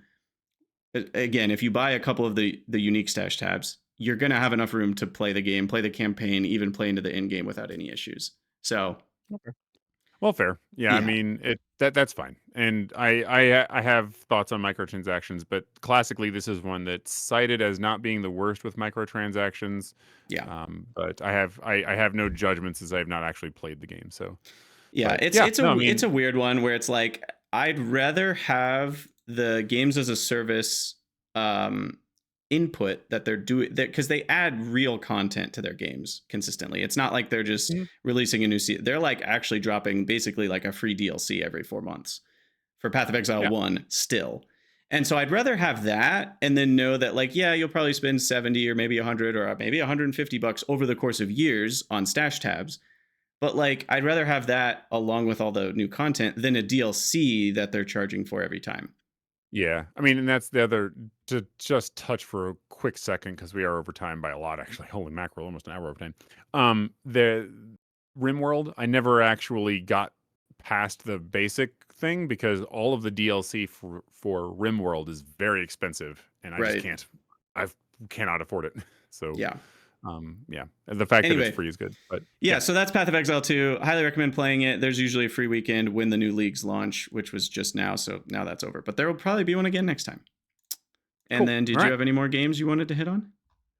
I mean, there were ones that I want to play that are like on my to playlist, like Outer Mm-hmm. Wilds, Talos Principle 2, Superliminal, Portal Revolution, which seems interesting. I did play some Turbo Overkill last year, but like that is one that I very much enjoy. It's a first person shooter, and it's just fun. Yeah. It's absurd. You have a chainsaw leg. Okay, that I just described the entire vibe to you Nice. in that one Uh-huh. descriptor. No Man's Sky, Path of Exile 2 maybe, but other games like The Pedestrian or Nine Souls, another sort of like I think it's a Metroidvania, Mirror's Uh-huh. Edge, which is an old game. The Foundry, The Crust, Planet Crafter, Mech Engineer, which is another one of those like superlative games in some direction that I'm not sure I understand just yet, but it's Uh-huh. very, very that thing. It is very itself. Lingo, Captains of Industry, Rain World, Tunic, Tunic is Shapes good. 2, Risk of Rain 1 and 2, Manifold Garden, Creeks, Hades, Sulaco, Warhammer Bolt Gun. These are all games that I have not played that I want to play. So Yeah, someday. that's a good list. I would say of the factory games, Captain of Industry should be the one that you pick out of all those because that one is the most Fair. polished and unique in ways that make it not just Factorio or Oh, good. Satisfactory. Um, Okay. and then the only other one what was it? One of those you said, I was like, yes. Oh, Lingo. Lingo has the most like blueprints. It's You're the not reason that I blueprints wanted to vibes, play Lingo. but yeah, Your Lingo suggestion. Lingo is very special, and you should play it on stream just like you did with blueprints, and you'll have a great time in a similar way. It's a very Sounds different good. game, but yeah, that's all I have to say Yeah. about that. But I love language games. Like Yeah, I Scrabble, Wordle, I don't care. Judge me. I like them. Whatever. I It's want to fun. watch you play Lingo. Is all I have to say. So let me know when Fair you enough. do. Okay. Um, Okay. yeah. Okay. We need to wrap it up. This was really fun to chat about all these games. We've played a lot of games this year. I didn't realize when I was playing Factorio there were other games anymore. I Fuck. know, but apparently there were, and we played them. Have you ever seen Cecil B. Demented? No. Okay. There's one line from it I'm going to steal and repurpose. So if you have seen Cecil B. Demented, prepare to be rewarded. My life used to be very hard. Like I had all these different issues, just so many. But then I started playing Factorio, and now I only have one issue. It really gave my life focus. Nice. Yes, exactly. The actual quote is drugs. He was talking about drugs. Got it. Got it. So, Yep. anyways. Yeah, exactly. Now I just have to worry about one thing. It's perfect. That's right. So, All right. no, this has Well, been great. Like, it is. You're right. It actually is kind of cathartic to go through all these games. So, thank you very much for the yeah. opportunity. Yeah, you too. It's fun to like bounce back and forth, which is why this one went so much longer, is because it's like we didn't just talk about our singular thought on the game, but the other person had a question or a thought about that thing, and there's lots of cool discussions. So Let's talk for the next 4 hours about backtracking in games. maybe next podcast. Maybe over time this is slowly becoming a game design and review podcast, not just Factorio. Maybe I it's both. don't want to negatively change your your podcast, but that is Maybe we need definitely to a have thing two that I feel very podcasts. passionate about. There, yeah. Yeah, there The you go. factory must question itself. Got it. Yeah, there you go. All right. Well, as always, thank you all for listening. Thank you for 2025. Like, it's crazy that the year's almost over. We've, I think for the most part, with a couple misses in there due to life circumstances, hit 2 a month for the whole year, which is crazy. Yeah. Indeed. And no end in sight currently, but who knows? This podcast is a passion project, so I don't know what the future holds, but we're not stopping now. The factory's got to keep growing, and so does the conversation around these games, and just the design sphere around them is so interesting. So we'll keep throwing these out first and third Monday of the month as usual for now. And if you have any questions or ideas for guests or topics, we always love more topic ideas. At this point, we've hit on a lot of the like standard topics you might think of. So please feel free to ping me or Galdoc in any of our Discord channels with ideas for what we could chat about and things that you might find interesting to hear. Or if you just want to be a guest. That too. Yeah. Same. If you as a guest, kind of the criteria, by the way, because I didn't really say it last time, I just kind of threw that out there. And there's a little bit of a criteria. It's not just like anybody with any desire to be a guest maybe is probably the best guest from like a creator perspective. So the criteria is, do you think that there's something unique that you either have accomplished or do, or a unique approach or a unique style, something that's going to give us a meat and bone to like talk about and share with the listener. If it's just like you made a mega base, it's like, okay, that's cool. And like, that's not to diminish your accomplishment, but like that alone can't be a whole podcast. Yeah. So like we did have oh no, the name's escaping me. We had Dang Wiggums on. Dang Wiggums, because his mega base approach was very unique and very like incredible to look at and such a cool design. And like that was something different than, kind of your norm. And so, and like the way he approached it was really unique, and the things he had to say about it. And so like that kind of thing, like what, and a lot of people have unique things to offer. So it's not necessarily that we're looking for a very specific thing. It's just, it needs to be something that we can make a podcast out of. That's not just talking about, you made a base. Cool. Is there depth to the thing you were going to present? That's all. Yeah, exactly. So yeah. that's kind of the criteria. And so, and it doesn't have to be Factorio. It could be a different factory game. That's another thing. Actually, I just thought of this out loud, and I don't know if anyone's still listening to this podcast at 2 hours and 37 minutes, but if you have played a lot of a different factory game and like, mega based that game, essentially, whatever mega basing means in that world. Like if that's Dyson Sphere Program or Foundry or another game we haven't even heard of, that could be a really interesting podcast too, because I would love to hear more about some of those factory games that Galdoc and I haven't put time into. So that could be a good topic as well. So Indeed. Let us know, reach out. And with that, we will call it the end of the show. Thanks for listening. We'll see you next time. Always remember, the factory must grow. Take care.